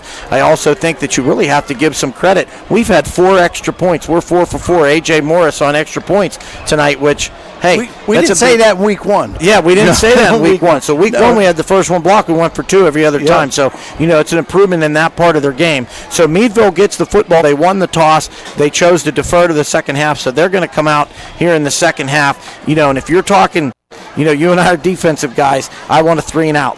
Yeah, I want 3 and out. And I'm saying that over and over again. I want 3 and out coming out in the second half to set the tone for the rest of this football game because I think we have them on the ropes. I think if we can, we talk about it every week, killer instinct. What do you want to do? You want to be in a dogfight the rest of the way, or you want to put your foot on somebody, you want to finish them off? And that's what I'm preaching at halftime. Let's finish it off. Let's finish this thing. So we get ready for kickoff here of the second half at Butler Golden Tornado Stadium. It's 28-14. Golden Tornado lead.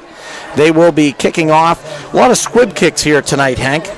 I think when you see the speed that both teams can put in their deep men, there's a little concern about kicking it straight up to them into a return. So let's kick it short and let somebody else handle it. And it'll be another squib. This goes to number 5, Keith and Arnold. Keith and Arnold go up in the middle of the field once again with some good coverage by that Tornado special teams unit. The only thing that you give up sometime as a squib kick is you give up decent field position. So Meadville will take over right around the 45-yard line, their own 45-yard line. We'll see what they elect to do. We've seen 2 offenses here tonight, Hank, from the Bulldogs. We've seen a spread set, and we have seen a wing T set. So we'll see what 36 has been their tight end all night. And he's in there now, so we're seeing Zach Carr is at tight end right. When they come out in the wing T. Here comes motion. Thompson it's a buck under motion. center. They go trap up the middle, and there it goes. Wow. It's just, and it's nothing they didn't want. And it's nothing that they didn't do in the first half. It's a trap. They run the jet play. I didn't notice if the Tornado were able to send anybody on that, if they sent any pressure, but it's just a plain trap play out of a wing T set, and it goes for 6 points. Not the start you wanted for the Golden Tornado. That hit so clean, Boy, and I didn't really see our linebackers dealing on that, but something happened that there wasn't anybody in sight. The secondary on the next wasn't level. even there. No. So extra point forthcoming here. And that'll be good as well. So 144, only a couple ticks off the clock. Meadville 21, Butler still holding a 7-point lead with 28.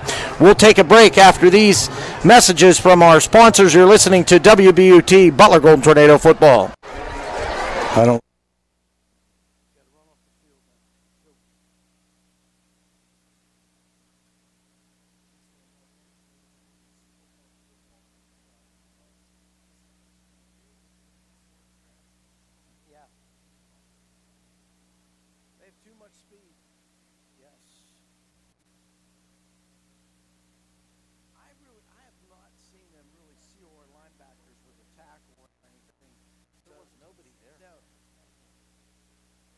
So we're back here. Golden Tornado with a very, very tough start in the third quarter. One play, Meadville is able to take it to the house, about a 55-yard touchdown run on a trap play that gets them back into this ball game. 28-21, Golden Tornado still leading, now ready to get the kickoff here from the Meadville Bulldogs.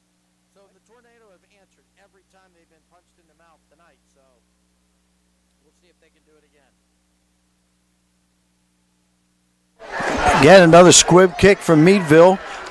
That's picked up by number 28, Mason Myers. Mason Myers brings the ball up to about the 42-yard line. So again, we have not a whole lot of deep field position in this game. Tornadoes start out with decent field position. Ball beyond the 42. So, you think now, boy, how big is that touchdown they scored at the end of the half with, 1:16 or whatever it was remaining. Tornadoes moving right to the left on your radio So dial. they have that tight bunch set here to the left. But get it ready to take the snap. Clems is a sidecar to the left. Same formation they ran at the end of the second quarter. He does the check with me to the sidelines. Everybody resets. Begetta takes the snap, and he will give it to Clems on the inside. He makes a man miss. Still driving his legs. Boy, and Clems picks up probably 3 or 4 yards on absolutely nothing. They had him in the backfield. Nice job by Mark Clems. His own. And for the last 3 yards, carrying number 78. Yeah. That's a 6'3 sophomore, 315 pounds. Clems has some strong legs. Yes, he does. Nice and boy, drive. I'll tell you what, 4 yards on first down when he was hitting the backfield is impressive for Clems. Tornado continue to stay in this slot trips into the boundary. Short side of the field. Clems also to the left of Begetta. Begetta takes the snap. He will fake it to Clems. It'll go over the middle to Pino. Nice. Complete to Pino on the slant route. That'll be a Golden Tornado first down. Meadville sitting in their 4-3. A little twist action up front with their tackle end motion, but with the cover two, hits the seam. Nice job. Nice job, boy. One of the hardest things in football to cover is that good slant route. The timing was there between Pino and Begetta. Begetta looks at the sidelines. They'll change the formation a little bit up. Now they're into the wide side. They have combo to the wide side, tight end left. Also a wing to the left. Sidecars, Clems to the left. Begetta waits a snap. Here it comes. And he'll fake to Clems, and he'll pull out. He's on a bootleg. He's looking to throw. He throws it out in the flats. Complete to Simcoe. Simcoe up the sideline. Makes a move. Simcoe all the way Nice down close job. to the 10-yard line. Boy, what a nice play by Bagetta. What set it up, though, I felt, Hank, was the fake that he had to Clems. Yes. And, you know, they've had some success. Everybody knows what Clem's been doing. They obviously keying on him when he's in the backfield. Great job. It's a nice call, first off, when you get the ball out there. Got the edge set really nice. I think Meadville got caught Absolutely bringing people down inside to stop the run, but perfect play call. Now we go with the tight trips into the boundary. Clems is a sidecar. Will go to Bagetta. He's going to run the lead behind Clems. Bagetta has room. He's towards the goal line. Strong run. And he Nice fights job. in for a Golden Tornado touchdown. That's the response you're looking for. Absolutely. What a great job by this offensive unit, and I got to give it to the coaching staff. That's a very nice sequence of plays. 9:49 left on the clock. 9:49. Butler 34. Meadville 21. Man, that's how, when you get punched in the mouth and you throw one back and the guy goes down. Tell you what, this team they got some guts, Hank. And that goes back to that senior leadership, like you were saying. I'll tell you what, they don't get rattled. No, they don't. They don't. Yeah, they really don't. So here's Morris to attempt his 5th extra point of the evening.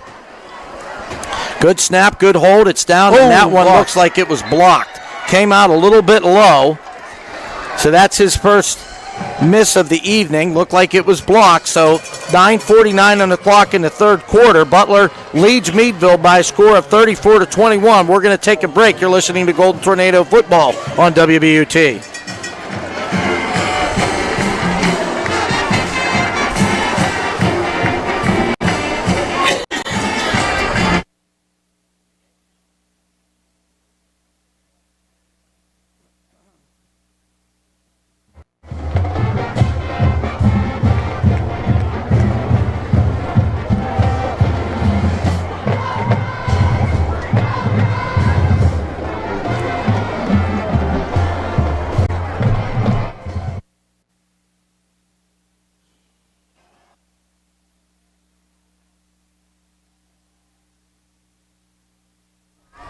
Well, that ball's still on the ground.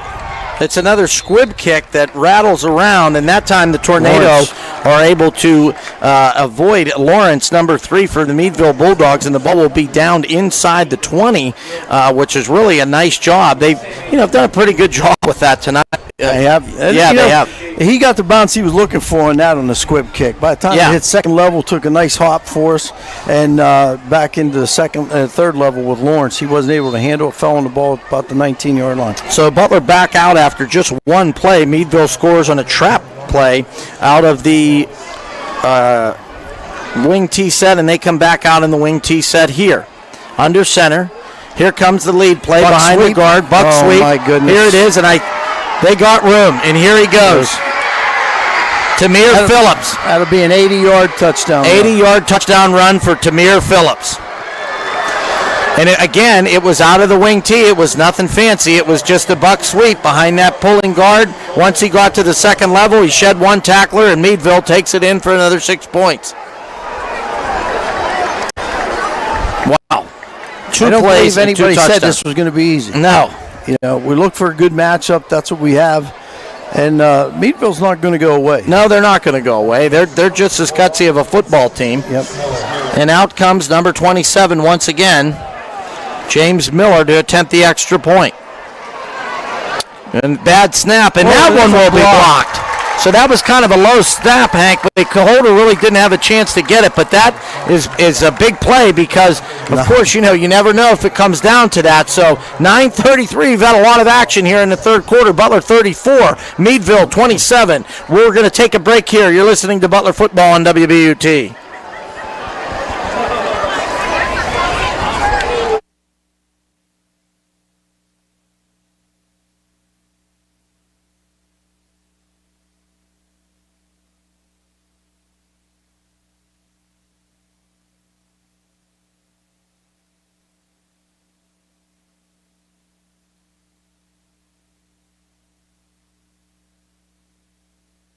Okay, we bring you back in here, 9:33 in the third quarter. We've had a lot of action. We've had 2 touchdowns by Meadville, 2 plays. Butler puts together a drive, so they will kick it back to Butler. See what happens here. I'll tell you, if you went for a snack at halftime and stayed a little bit too long, you missed a lot. You did. Absolutely. So we'll see if Meadville continues to do the squib kick. Meadville kicking from the right hash with the left-footed kicker. And they kick it a little bit deep, I guess. They drop it in front of, I'm not sure who that is, number 14. That's Max Ryan. We see a helmet go flying out there. That would be Simon Rock loses his helmet. So Butler will take over. Looks like 30-yard line, maybe about 30. The 30-yard line. So we'll see if Butler can answer once again. 1st and 10 Tornado.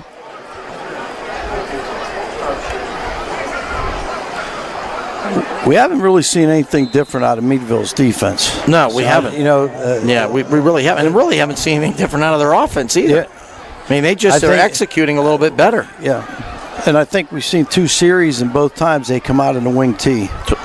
Trips to the right. They try a little bit of a screen pass out there, and there it goes. Nice pickup. I believe that's Simcoe.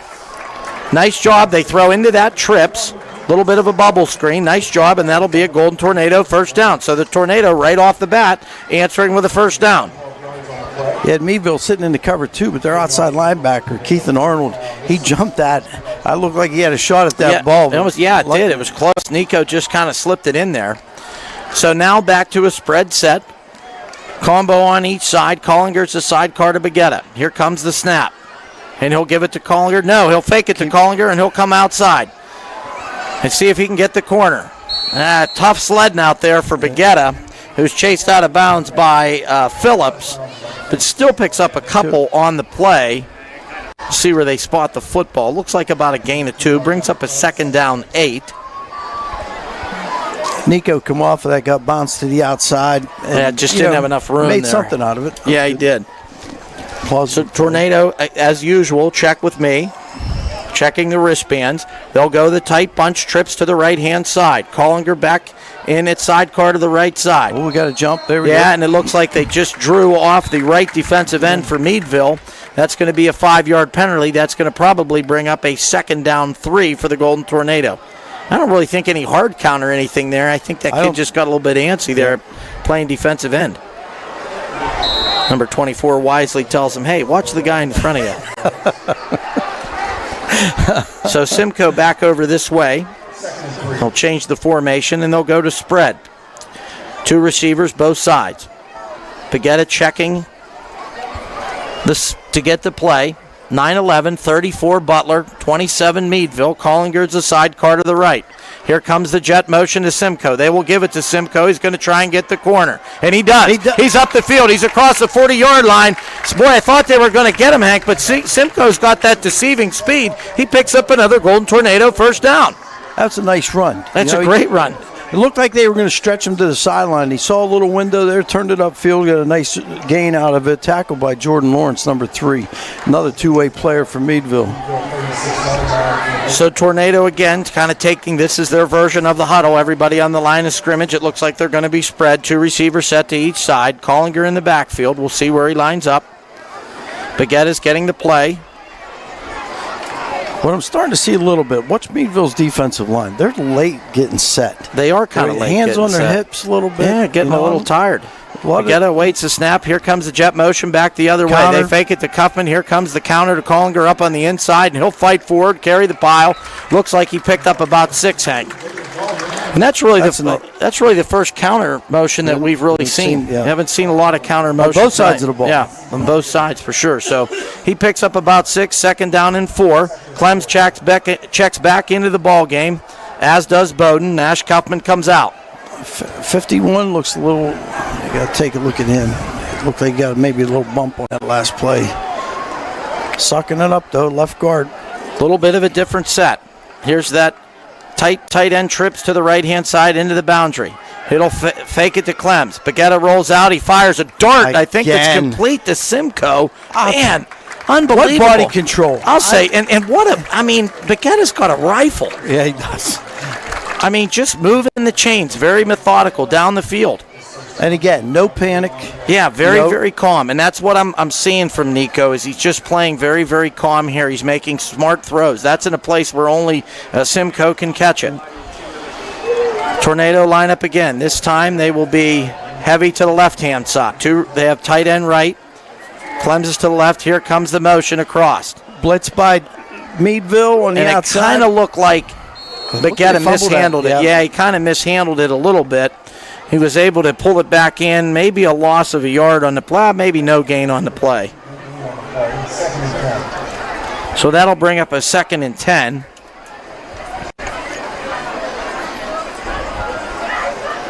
So, boy, the Tornado really changing up their formations, though. A lot of different We're doing sets. a lot of wide stuff right now. I like to see us go right back up the middle, Adam. You know, I think with Clem's the way he's running. Collinger stays in the ball game. He's up there at the slot. A slot trips to the right. Clem's the up back. Back to Begetta. He'll fake it to Clems, and he'll throw the football to a wide-open Simcoe. And he does a nice job of turning upfield, stays inbounds. Clock will wind, and he picks up about 6 on the play. 6:45 in the third quarter. 34-27. Tornado once again, no huddle, but not a hurry up. Looking to the play for the side, or looking to the sidelines for the play. Again, Meadville sitting in that 4-3. Really, they played base the last couple of times with the cover 2 over top, and that seemed a little softer cushion than I anticipated. We got tight end left, wing left, and Collinger. Clems is the up back, and the fake to Clems, and Begetta will roll to his right, and that time couldn't connect with Simcoe, just ran out of real estate. Well, we're running that boot into the sideline off the hash mark. Yeah, that doesn't give him a lot of room. Yeah, it to doesn't work. give him a lot of room. That's a tough play to complete. You just don't have enough room to do it. But there's some theory to it if they're setting something up off of that to the other side. Yeah. Tornado now with 2 receivers on this side. Kaufman checks into the ball game. He will go to the right side. Simcoe will come to the left with Vicari. No rush by the Tornado. Taking it slow. Spread set. Begetta back to throw. Has good protection. Crossing route Nice is complete. ball. And it's complete to Pino on the slant route, and he comes right up the middle of the field for a Golden Tornado touchdown. Boy, That's a beautiful job of getting that Man. crossing route underneath there. Boy, I'll tell you what. And Begetta just stands right in there and fires a dart. Man, what a great job by Begetta. And Pino, I'm not sure how many catches Pino has tonight, but can we get any idea on the amount of completions for Begetta? 5 completions. Wow, what a great drive by Begetta. So here comes Morris after having the last one blocked. This is a good snap and a good hold, and Morris gets that one up and through. You can count it. Golden Tornado 41, Meadville Bulldogs 27. You're listening to Butler Golden Tornado football on WBUT. We'll be right back.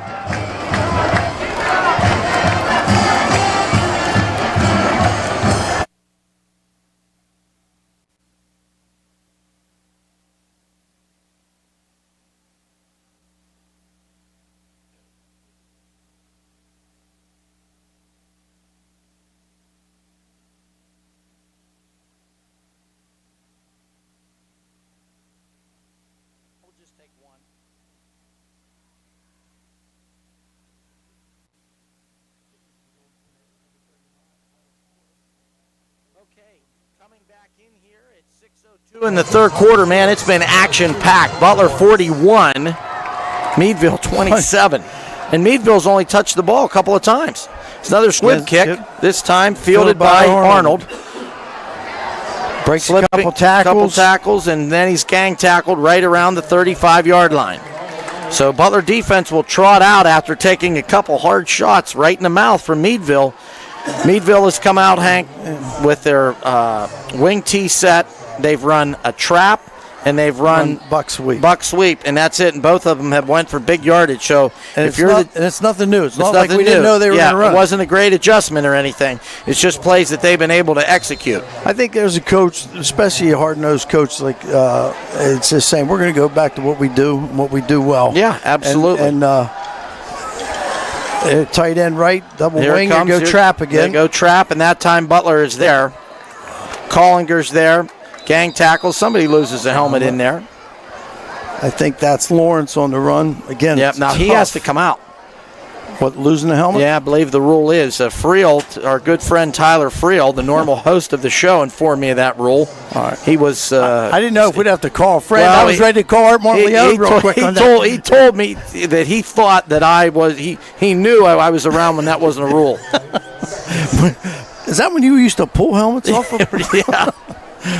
So gain of 4 on first down with the trap play. So Meadville continues to play in their wing tee, trying to just run the football. Tight end left. Here comes Jet motion. And they give sweep. it the jet sweep. And Shriver's Nice all job, over it. What a Shriver. great job by Shriver. Man, he's starting to play good football. The jet sweep goes to Phillips. You know, it looked, and Shriver was there from the beginning. Phillips tried to give him a straight arm, but it played Yeah, off. just played it very, very Nice well. job. Yeah, nice job by Shriver. Continues to improve at that outside linebacker spot. Had a big sack earlier in the football game. I think one of the adjustments that we were talking about earlier, you were saying, what would the coach think? Well, in the first half, Meadville was going spread set Right. and into the wing tee. I think they settled on the wing tee. Absolutely. Right, and I think that was a smart move. Yep. So now they're under center. A little bit of a different look. Tight end An left. offset backfield, and they Buck go with the sweep lead. again. Got to get in there. Yeah, and they go First with the down. lead that time. Different. Haven't seen that formation. They're under center. They have a fullback right behind the quarterback, and they have an offset to the left, and they run the lead. They try and kick out on the end, which they do, and that picks up a Meadville first down.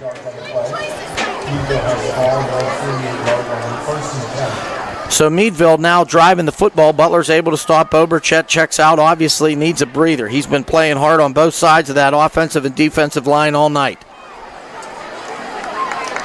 First down, Bulldogs. Bulldogs again, right. under center, tight end right, wing and slot, both sides. Here comes the jet motion, and they're going to give it to the off tackle to Lawrence. And that's a play that's the play they scored on earlier in the football game. I think it was buck motion though. Yeah. We Not the would jet. call that a G block. We would call that a G block. And they're running right off tackle with Yep. the fullback on this. And what concerned me, and I think this may have happened early on, is our safety. We're playing about 6 yards off the ball right now. If he hits that seam, there's nobody left. There's nobody left, and I think that's what happened earlier. I do too. So 3:30 and winding. Butler 41, Meadville 27. Meadville driving the football in Butler territory. Ball's on the 30, probably about the 34-yard line. Wing T Meadville. Here comes the buck motion, and they'll give it on the inside. And Nash Cuffman is right there to make the play. Nice job by the Butler defense there. Showing a gain of 2 on the play. Brings up a second down and 8. Clock continues to wind. Third quarter, under 3 minutes. Meadville has moved the football in the second half out of the wing tee. They come out in the same formation. Tight end to the right. Wing tee set. Here comes the buck motion, and they're going to run the option. This time with the quarterback, Thompson, with the ball. Well played by the Golden Tornado defense. First time tonight out of the buck motion. They tried to show the option. Butler all over it. Do a nice job smothering Thompson for maybe a 1-yard gain. Brings up a 3rd down 7. I was curious if we were going to see that or not. They seem to be setting it up, but didn't And Butler see it played it well. They did. Yeah, and they played it well. And interestingly, there they kind of, I don't know, did they start there in the middle of the field? I'm not sure. Or did they run that into middle the of the bounds? field. Okay. Yeah. So Meadville back out. Thompson will go under center. Tight end right. Tight end right. Slot end wing. Wing T set. Here comes jet motion. They'll toss into the jet Get motion. off the block. Get up. Boom. What Nice a job. great play. Nice job.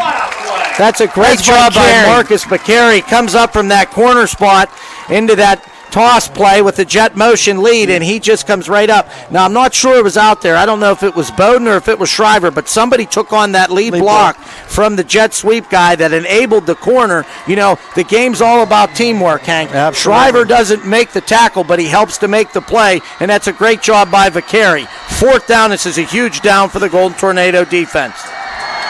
A tight end left for Meadville. Again, still in the wing T set. Still in the wing T set. Here comes the snap. Thompson under center. Jet motion. He's going to throw it. They're going to run the flight. He's taking it himself. And he falls down, and he's going to be... He'll get it. He'll get it. Boy, it was close, though, Hank. Yeah, it was. Yeah, and he just ran into that motion. This is a good play call, trying to pull everybody off there a little bit by running the flood route. Kind of keeps everybody honest over there. So Meadville picks up a first down.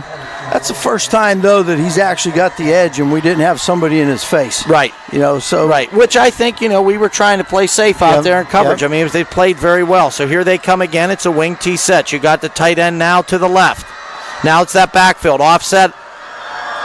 And they'll give it to, I'm not sure as the ball. I think that's Phillips coming in on that. Yep, Phillips runs the football. Golden Tornado, probably They I'd have say a weak maybe a backfield 4. set on that. Yeah, Instead they of him do. being on the wing, they got him step back in the backfield to give him one more step closer to the line. And they've done that twice now. We've seen that. We've seen that set. That's when you talk about adjustments, that's an adjustment that they have made, and they say, hey, we want to get out and we want to run this a little bit of a different set against the Tornado. So they come out again. We'll see what they're in. Traditional wing T set here. You got a tight end to the left. Here comes the buck motion, Trap and they run the inside. trap in the inside, and Butler's there. Nice job by the defensive line. They'll squirt ahead for just a couple of yards. Again, that's Lawrence. But nice job adjusting to the trap after they broke a big one early. So that brings up a 3rd and a long 4.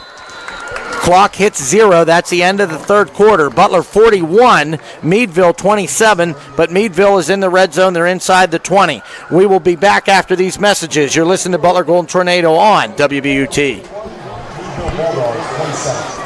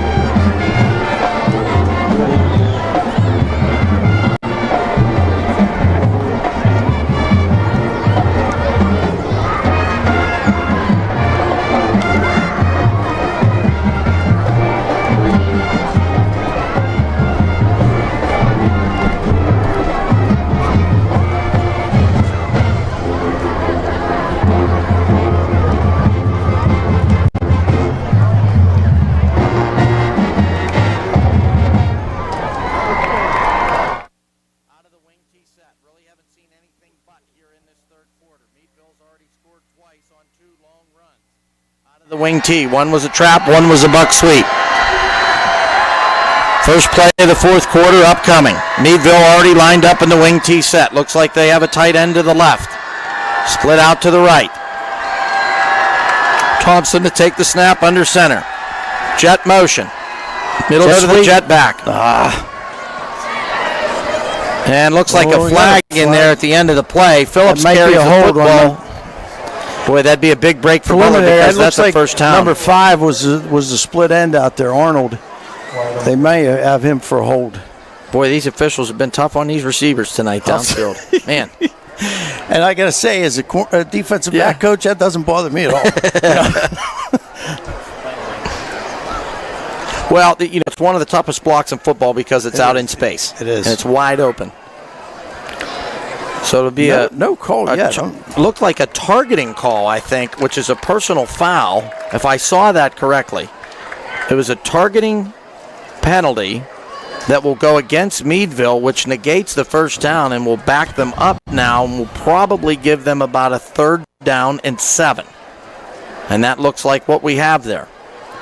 Okay, so Butler with a break there.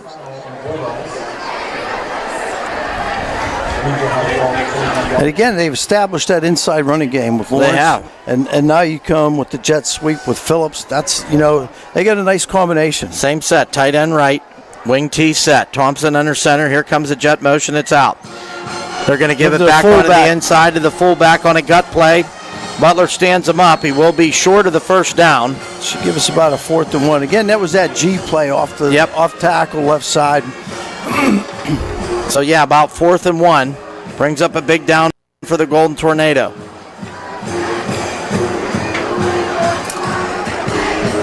Play coming in. You have to, you have to think that Meadville's just going to be in their wing T, and here they come. Tight end will be to the right, wing T set. Actually, no, it's the offset backfield. Yeah, Phillips in the weak back set instead of the wing. And they kind of do a toss to Phillips, who gets up to the inside. And I don't know if that was meant to be a toss or a handoff, but nonetheless, it picks up a first down for Meadville. So Meadville has definitely settled in here in the second half with the wing T. So 1st and goal, Meadville will have the ball on the 8-yard line.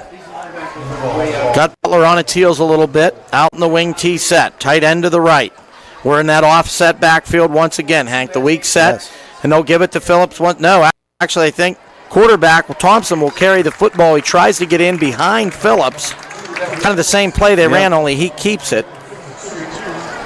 And that'll bring up a nice second. Nice job by Butler up front. Yeah, very good job. Nice job of neutralizing. I don't really think there was much of a gain on the play, actually. Yeah, no gain on the play. So Meadville again huddling up, actually going to the sidelines to get the play.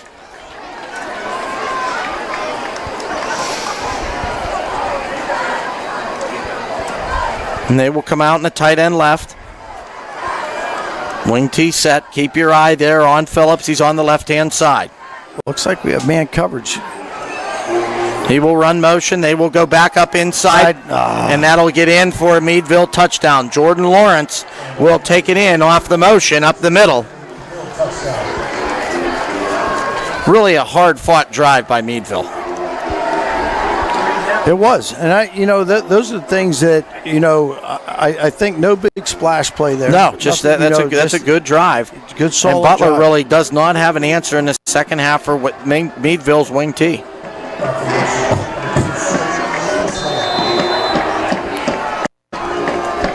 I think what we were saying in the first half, Meadville was switching back and forth, from wing T. And that extra point is good. So 9:31 in the fourth. Butler 41, Meadville 34. We're going to take a break. You're listening to Butler Golden Tornado Football on WBUT. Okay.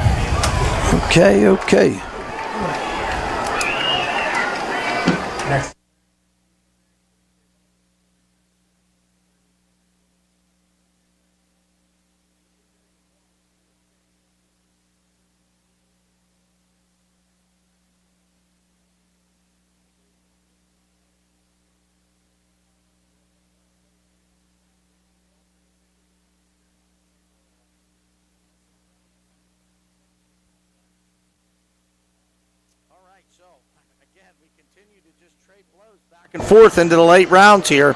Meadville just won't go away. We said from the onset, Hank, they're a good, well-coached football team. Absolutely. And this is what they do. They're definitely a playoff team. Up there where they're at in the division of the conference that they're at. So they're not going away quietly into the night. So here comes the kickoff. And it'll be another squib kick. And that kick will go out of bounds, which will give Butler the ball on the 35-yard line. Also have an option there for a re-kick, but most teams just take that field position on the 35-yard line. And Butler trots out an offense that had put up some big splash plays and a lot of yards themselves. So, boy, Hank, I tell you what, I'd love to see a drive here. I think we're going to get a re-kick. Okay. All right. In the re-kick. Yeah. I like it. So, 9:31 on the clock. Boy, I'd love to see like a nice 6-minute drive here. Yes. Just really grind it down. I think this is where we can really utilize Mark Clems and just grind the football out. Because, the other thing you said is Meadville doesn't have that luxury that Butler has of shuffling some players in and out. So you got to think that they're going to be getting a little bit tired here in the late going. You would think, but we didn't see it in that last drive. Especially No, we didn't. Not up front. No. So I think that, as Coach spoke early in the preseason and coming into game one and continue, it's not where you start, it's where you finish. We have to learn to finish strong. A little bit of a deep kick. Deep. Yep. That's fielded by Max Ryan. Max Ryan and brings it up over the 40. So good decision by the Tornado coaches for the free kick. They pick up 5 yards. Nice job. So the Butler offense trots back out on the field. Have been very dynamic tonight. Oh, that's a good word. It is a good word. It's a dynamic word.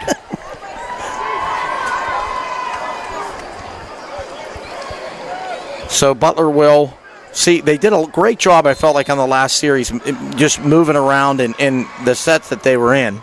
So here they are at the tight end left. They have the slot trips out here to the right side. Baguetta waits a snap. Clem's in the backfield. Snap, and it'll go to Clems. He's got some room. Oh, almost makes a man miss. Yeah, just he kind of gets skinny in the hole. He does a really good job at doing that. Picks up 2 on first down. This time here, what I saw with Meadville, looked like they set their linebackers a little deeper on this. Yeah, they might have. I'm not playing in that base, letting the front four do their thing up front, and then linebacker coming in to clean it up. I think that was 36. So Tornado now line up on the left-hand side. I see Bowden, the tight end, will be to the right. So slot trips the other way. Clems is the sidecar. Baguetta awaits the snap.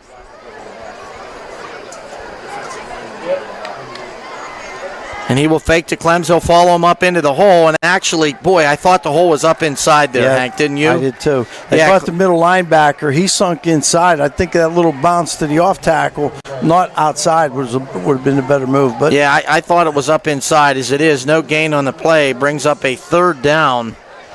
8. And this becomes a very giant down here, Hank, yes, because we're in a situation we have not been able to stop Meadville. Of course, they haven't been able to stop us either. No. But this, as in the first half, it was we had turnovers. Right, turnovers were key. We scored 2 off of turnovers. They scored 1. We haven't had 1 yet in the second half. Spread this could set. Be a big set. Baguetta gets a snap. He's going to throw it. He's pressured. He's going to take it himself. He tucks it and runs. He's nice up the field job. and he picks up a first down. Yep. Man, you gotta love Baguetta. He had some nice coverage downfield. Nobody really broke open. There was a clear opening. You had Vicari late down the middle, but by that time, Baguetta made the decision to run. I really like how Baguetta's handling himself. He's back there. He's poised. He sets his feet. He's looking, at his receivers. He's not staring any one person down. He realizes it's collapsing on him, and then he tucks it and he runs. He does a nice job. Play.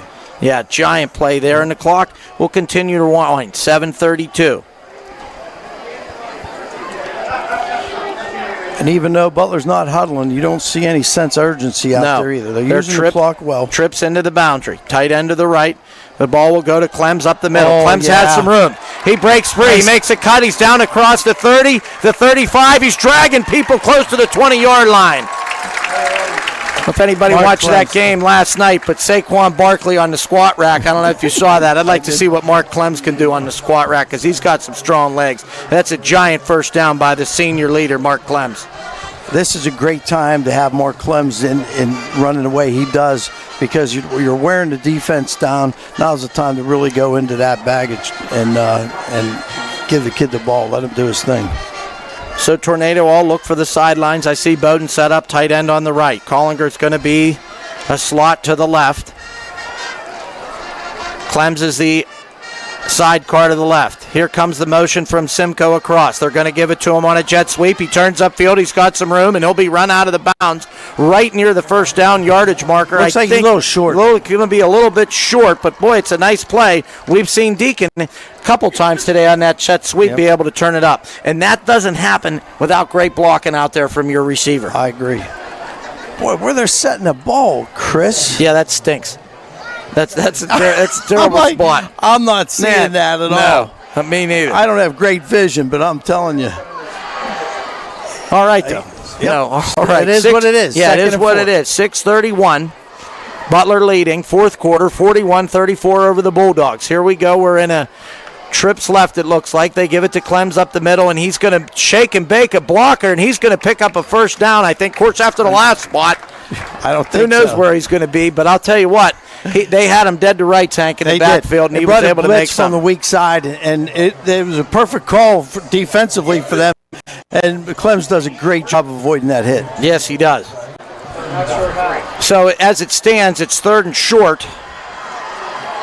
And Butler, we've seen them a couple times go up under center very quickly out of their spread formation and have Baguetta just bull forward. Yep. So Clems checks into the ball game here, was out near the sidelines. Nico's under center. Nico is under center. Collinger stands beside him. Clems is the deep back, and Nico's going to bull his way forward, and he has it, but we do have a flag, and I don't like that, Hank. I don't either. I don't know if we were not set. Maybe went too quick off the ball. Yep. Yeah, and it's going to be a procedure. Man, that's a tough penalty for the Golden Tornado because a 3rd and 1 turns into a 3rd and 6. Now changes your play call.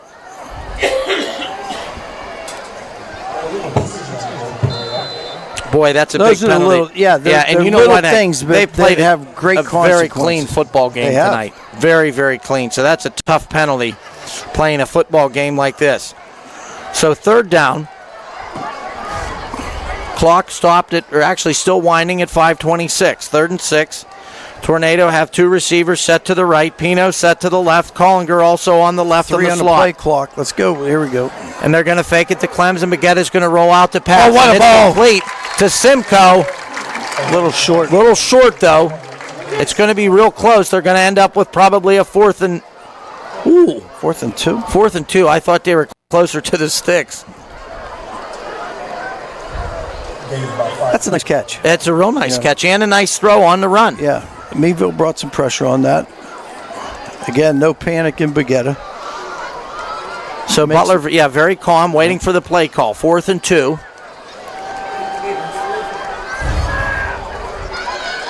Vicari and Simcoe will be split to the right. Pino on the left. Collinger looks like he will also set up on the left. So Butler's going to take a timeout. And I don't mind a timeout here, Hank. Nope. Talk it over and see what you want to do. So Christie will let the play clock run down to 4:27. Butler 41, Meadville 34. 4th quarter, 4:27. We got ourselves a great ball game here. We're going to take ourselves a break. You're listening to Butler Golden Tornado on WBUT.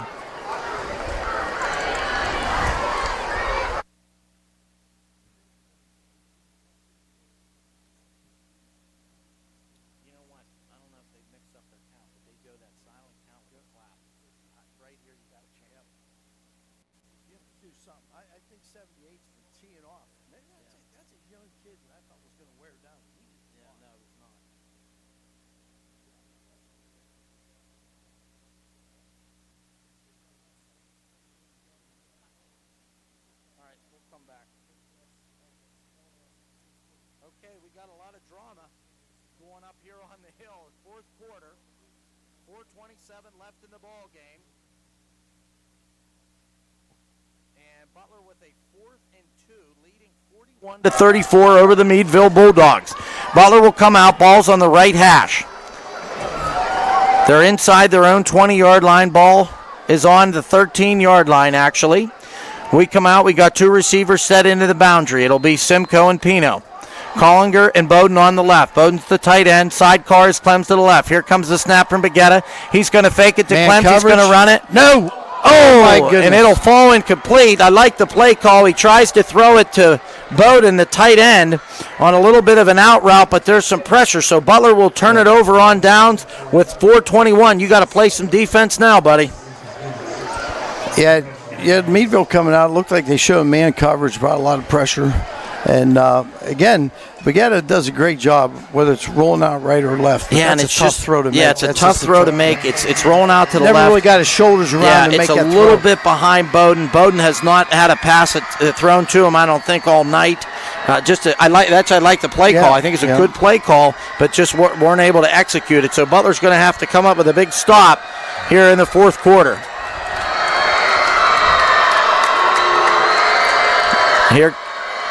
Here's the set. They go up the middle, and Butler there to meet it. That's a Boy, nice and job. you know it's a Against great that job trap. because it's that trap up in the inside. They let a big run off earlier, and what I love about that is, you you could be very deflated. You just went for 4th down and you got stuffed. They come out here defensively, 2nd and 9 to go. So nice job by Butler.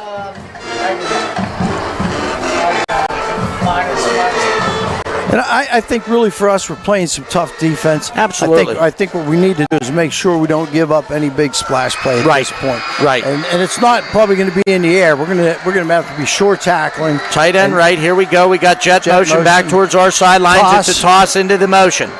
Good and pursuit. Collinger's right there. It's Ball. good pursuit. Let's be careful. And with I also that. see Vicari coming from his linebacker spot. Those linebackers, they get fired up. They do. I love it. They get He's excited. He is excited. That's what it's all about. So pick up on the play of about 7 yards. Actually, about 6 yards. Brings up a 3rd down and 3. And I think what you were saying earlier about people just doing their job, that ball was turned back in. Yep. So when those linebackers are scraping, that makes for a great play for our linebackers, you know? Again, And they're going going to go to the other side. Buck sweeps, gets bounced to the outside. Collinger misses the block, but he forces him back inside. Butler comes up with a nice play. Great pursuit, and who's there again? The linebacker, Vicari. Again, a nice job on the outside. You know, when you can get that pushed inside, like you're saying, boy, those linebackers are coming over top. They're pursuing. They call that a scrape. They're coming downhill. Boy, makes for a nice fourth down play for the huge Tornado. play for the Tornado. Now, if you remember, Hank, the Tornado gave up a couple of 4th down plays on Meadville's first drive, so we got to play here. We got to dig deep. Here we go. Wing T set, tight end to the right. Thompson under center. Here comes the buck motion. He's going to throw it. There's a flag on the play. Throws it deep. And it's intercepted by Vicari. What a play! There's a flag on the play. I think it could be a possible procedure against Meadville, which will be declined. Wow, Vicari is all over it. That's reading your keys. That's doing your job. And that's situational football. It is. That's knowing down and distance. What are you looking for? You know, they didn't have success in this series running the ball. You know, they had to go to the air. We forced them into a play that they probably didn't want to run, and a great job of making What a the great coverage. play by Marcus Vicari. And as any good defensive back, on 4th down, you could have knocked that ball down, but why not get the interception? Heck yeah. Why not? But I tell you what, though, he's in a situation where you got to make sure. I know it's on television, but if you're listening to us, he's all the way stretched out to catch it. Yeah, absolutely. What a great play. Yeah, just a great job securing that football. I don't think they told us the penalty, but I'm guessing it was a procedure penalty because it went off early against Meadville. So Butler's able to get the ball back. There's 2:17 on the clock right now. Butler ahead 41-34. What a ball game this has been. And so give it to Clems and let them grind it. They may have said what the penalty was, but our excitement over the interception may have changed. There's Clems. Clems carries the football. Deacon Simcoe on the jet motion. Clems goes up into the middle of the line. I like that counter off the jet motion. Yeah, I do too. Looks good. Yeah, that's it. We used to call that the gut play. Yeah. So as it is, Meadville looks like they're going to take a timeout. So we'll take a timeout too. You're listening to Butler Golden Tornado football on WBUT.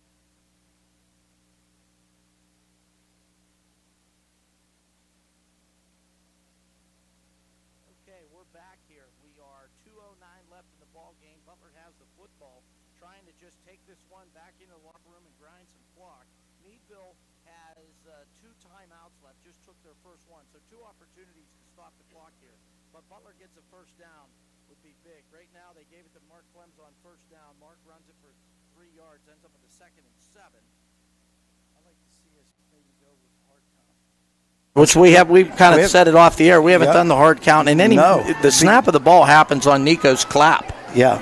So that's something a little bit different. So Tornado come out. They got trips this way with Collinger in the slot. Max Ryan in the ball game. Nico's going to take it himself. Nice. And Nico's going to pick up a first down and more. Hold He's on, rumbling, hold holding on. on to the football. He's carrying guys. Going down to the 10-yard line. Smart young very, man. very smart. Hank Layton said it. Smart play because he stays in bounds. They'll stop the clock just for a second to set the sticks, but now we're under 2 minutes to play. 1:53 and winding. And you know what? That's like backyard football, man. Yeah. You know what I mean? That's something I feel like has been lost for a long time. Just the wherewithal of game smarts. Great job by Bagetta. And you know, to have that kind of football savvy in a junior quarterback. Yeah, you know, absolutely. you gotta- Playing, I yeah, it's love only that. his third start.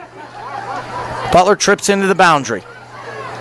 Clem's back in the backfield. He'll take the football off to the right. He dodges a couple people. Nice Cuts cut back back. inside. Let's finish the ball game with a touchdown. Mark Clems takes it inside.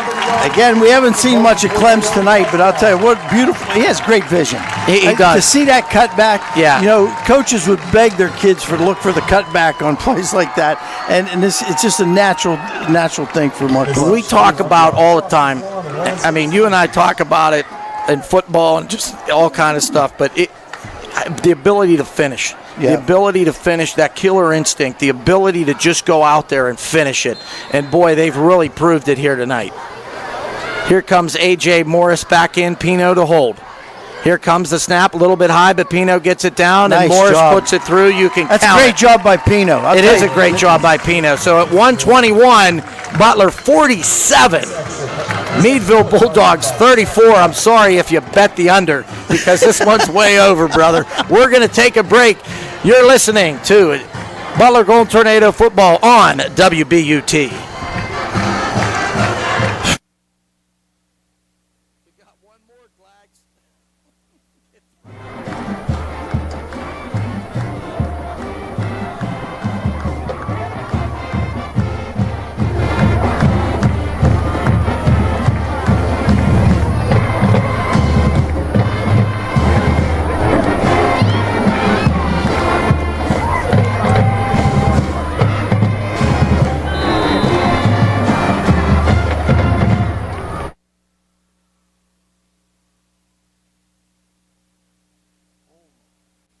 Get on it.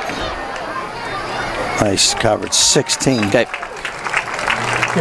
McAllister.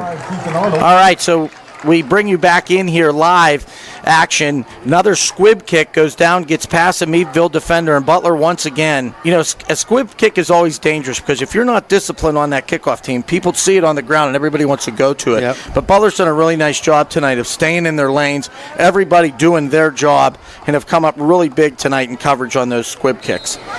So Meadville comes out, 1:16 on the clock. And they will come back out in the spread. They got a tight trips to the right. Thompson takes the snap, and he wants to throw. He launches a ball downfield. Will be intercepted. And it will Nice be shot. intercepted.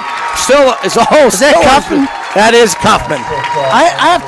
These aren't just interceptions falling Yeah. into your lap. These No. guys are going I after mean, the he ball. went up, You talk about stretched high out. pointing the ball. Yeah. Great That's job by exciting. Kaufman. Boy, and I'll tell you what, that's how you finish a ball game. Great job. These kids deserve everything they're getting in this football game. I'm so proud of this football team. Very exciting.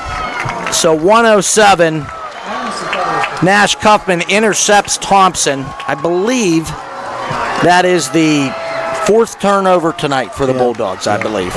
All interceptions. So Kaufman had one. I know Pino had one. Clems, I think, might have had one. You know, and you have So this victory formation. Victory formation, the best formation in football when you're on that side of it. Nico Bagetta will kneel down, Second down. bring up second down, 54 seconds left on the clock.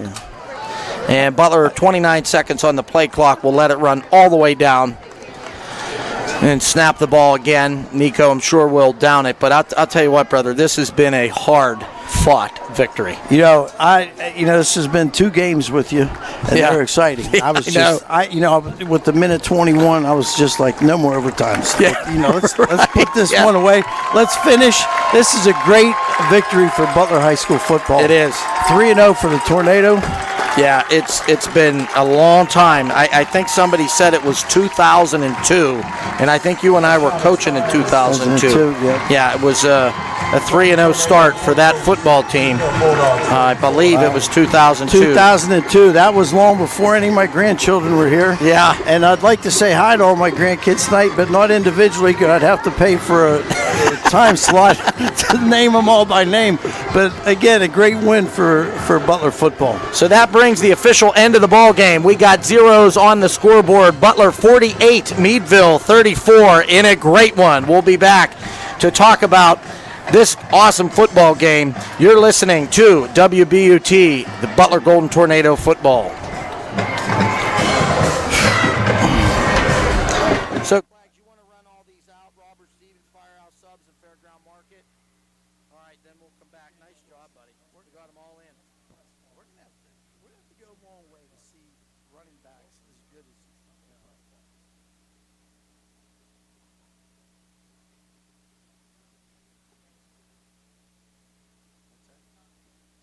Yes, put them by the truck. Thanks. Okay, thanks. Oh, it's everything? Okay, thank you. Great game. Okay. Yeah. See you. What do we got, 9? Hey, Darren. See you, brother. Hey, Wild, how's your wife? How's her shoulder? Good. She feeling good? Good, buddy. You going over the hill? I don't know.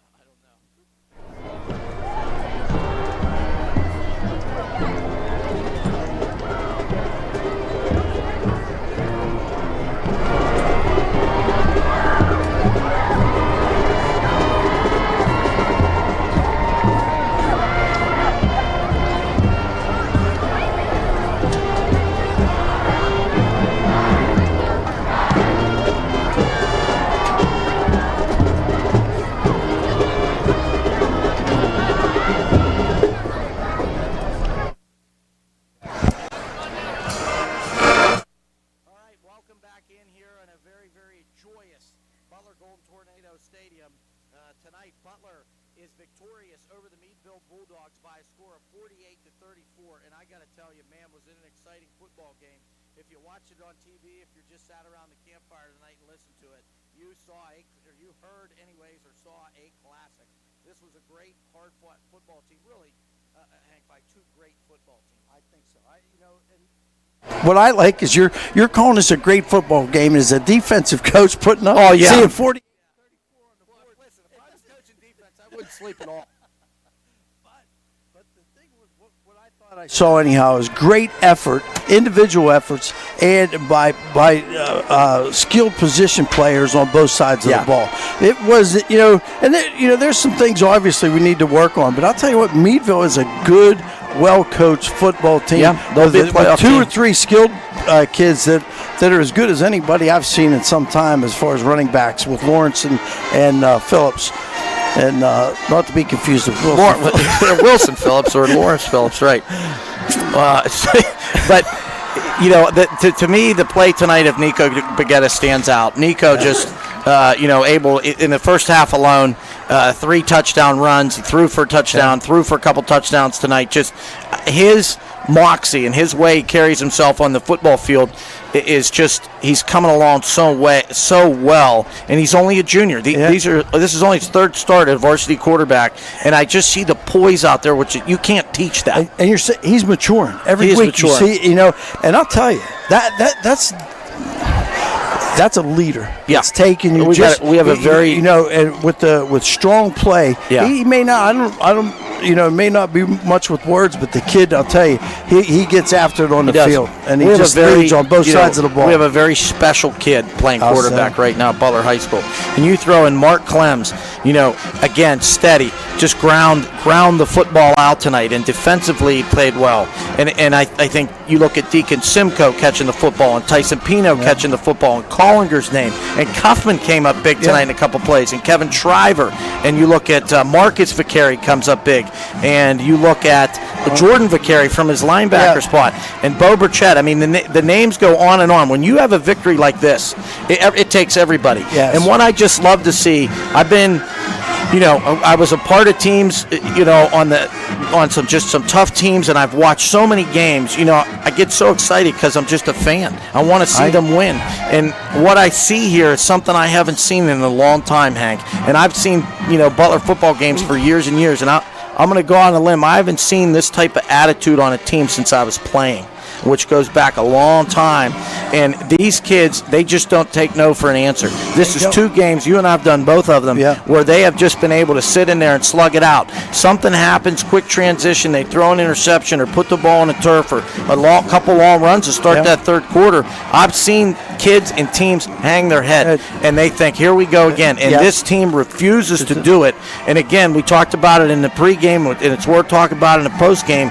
You got senior leadership that these guys are carving out their niche on. They want the way they want this football team to be, not only now, but going in the future. And we spoke earlier, too, about confidence. And I'll tell you, their confidence in their abilities to get things done shows through in their play. Because they're not rattled. They're not concerned. Hey, maybe we let up on a play. Maybe we didn't make the play on this defensive play. Let them on the board again. And, boom, they come right back on offense and make things happen. When they needed to, in the fourth quarter, the defense tightened up. You know, they took that punch early in the third, like we saw down in Shaler, too, the first game of the year. So, you know, boom, set back, boom, then they come back, they settle in. Well, and you know what? If I'm a defensive coach, like I said, I struggle sleeping, but I'm able to get a little bit in because they stopped them down there when they had to. Yeah. And I agree with you 100%. I'm very, very proud of this football team. I'm very excited. We're going to be home again next week. So we'll be back here and to watch this football team. If you watched it at home tonight or if you listened to it, I'll tell you what, come and watch these kids because something if you heard it on the radio, if you saw it on TV, they're worth coming to stay. There's seats available for you. Yeah, there are seats available. They're worth coming to see. I tip my hat to Meadville. They brought a very good team down here, and they fought very, very hard. But tonight was Butler's night. And I got to tell you, brother, again, I enjoy this. We've been involved in football since I was like 14 years old together, but this has been some of the most fun that we have had together. It's exciting. I appreciate the opportunity, and it was great to have our friend Coach Mack. Coach Mack was here. So I got to tell you, it's probably been 20 years since the three of us were in a booth together anywhere. I know, and neither one of you are yelling at me. So to our good friend Tyler Friel, we want to say speedy recovery. He got to listen tonight, so I hope we did you proud, brother. I missed you up here, and we'll catch you hopefully next week. We'll be well, my friend. Yes, be well. And we saw a great one here tonight. Congratulations to not only the Butler football team and staff, but the Butler community, because they have something tonight to be proud of and going forward. So check the history books. 3-0. 3-0. It's been a long time. So once again, Butler football wins tonight, 48-34 over the Meadville Bulldogs. You have been listening to Butler Golden Tornado football on WBUT. Have a great night, everybody. Thanks, Glags. You did a great job, buddy. We got them all in, man. Yeah, you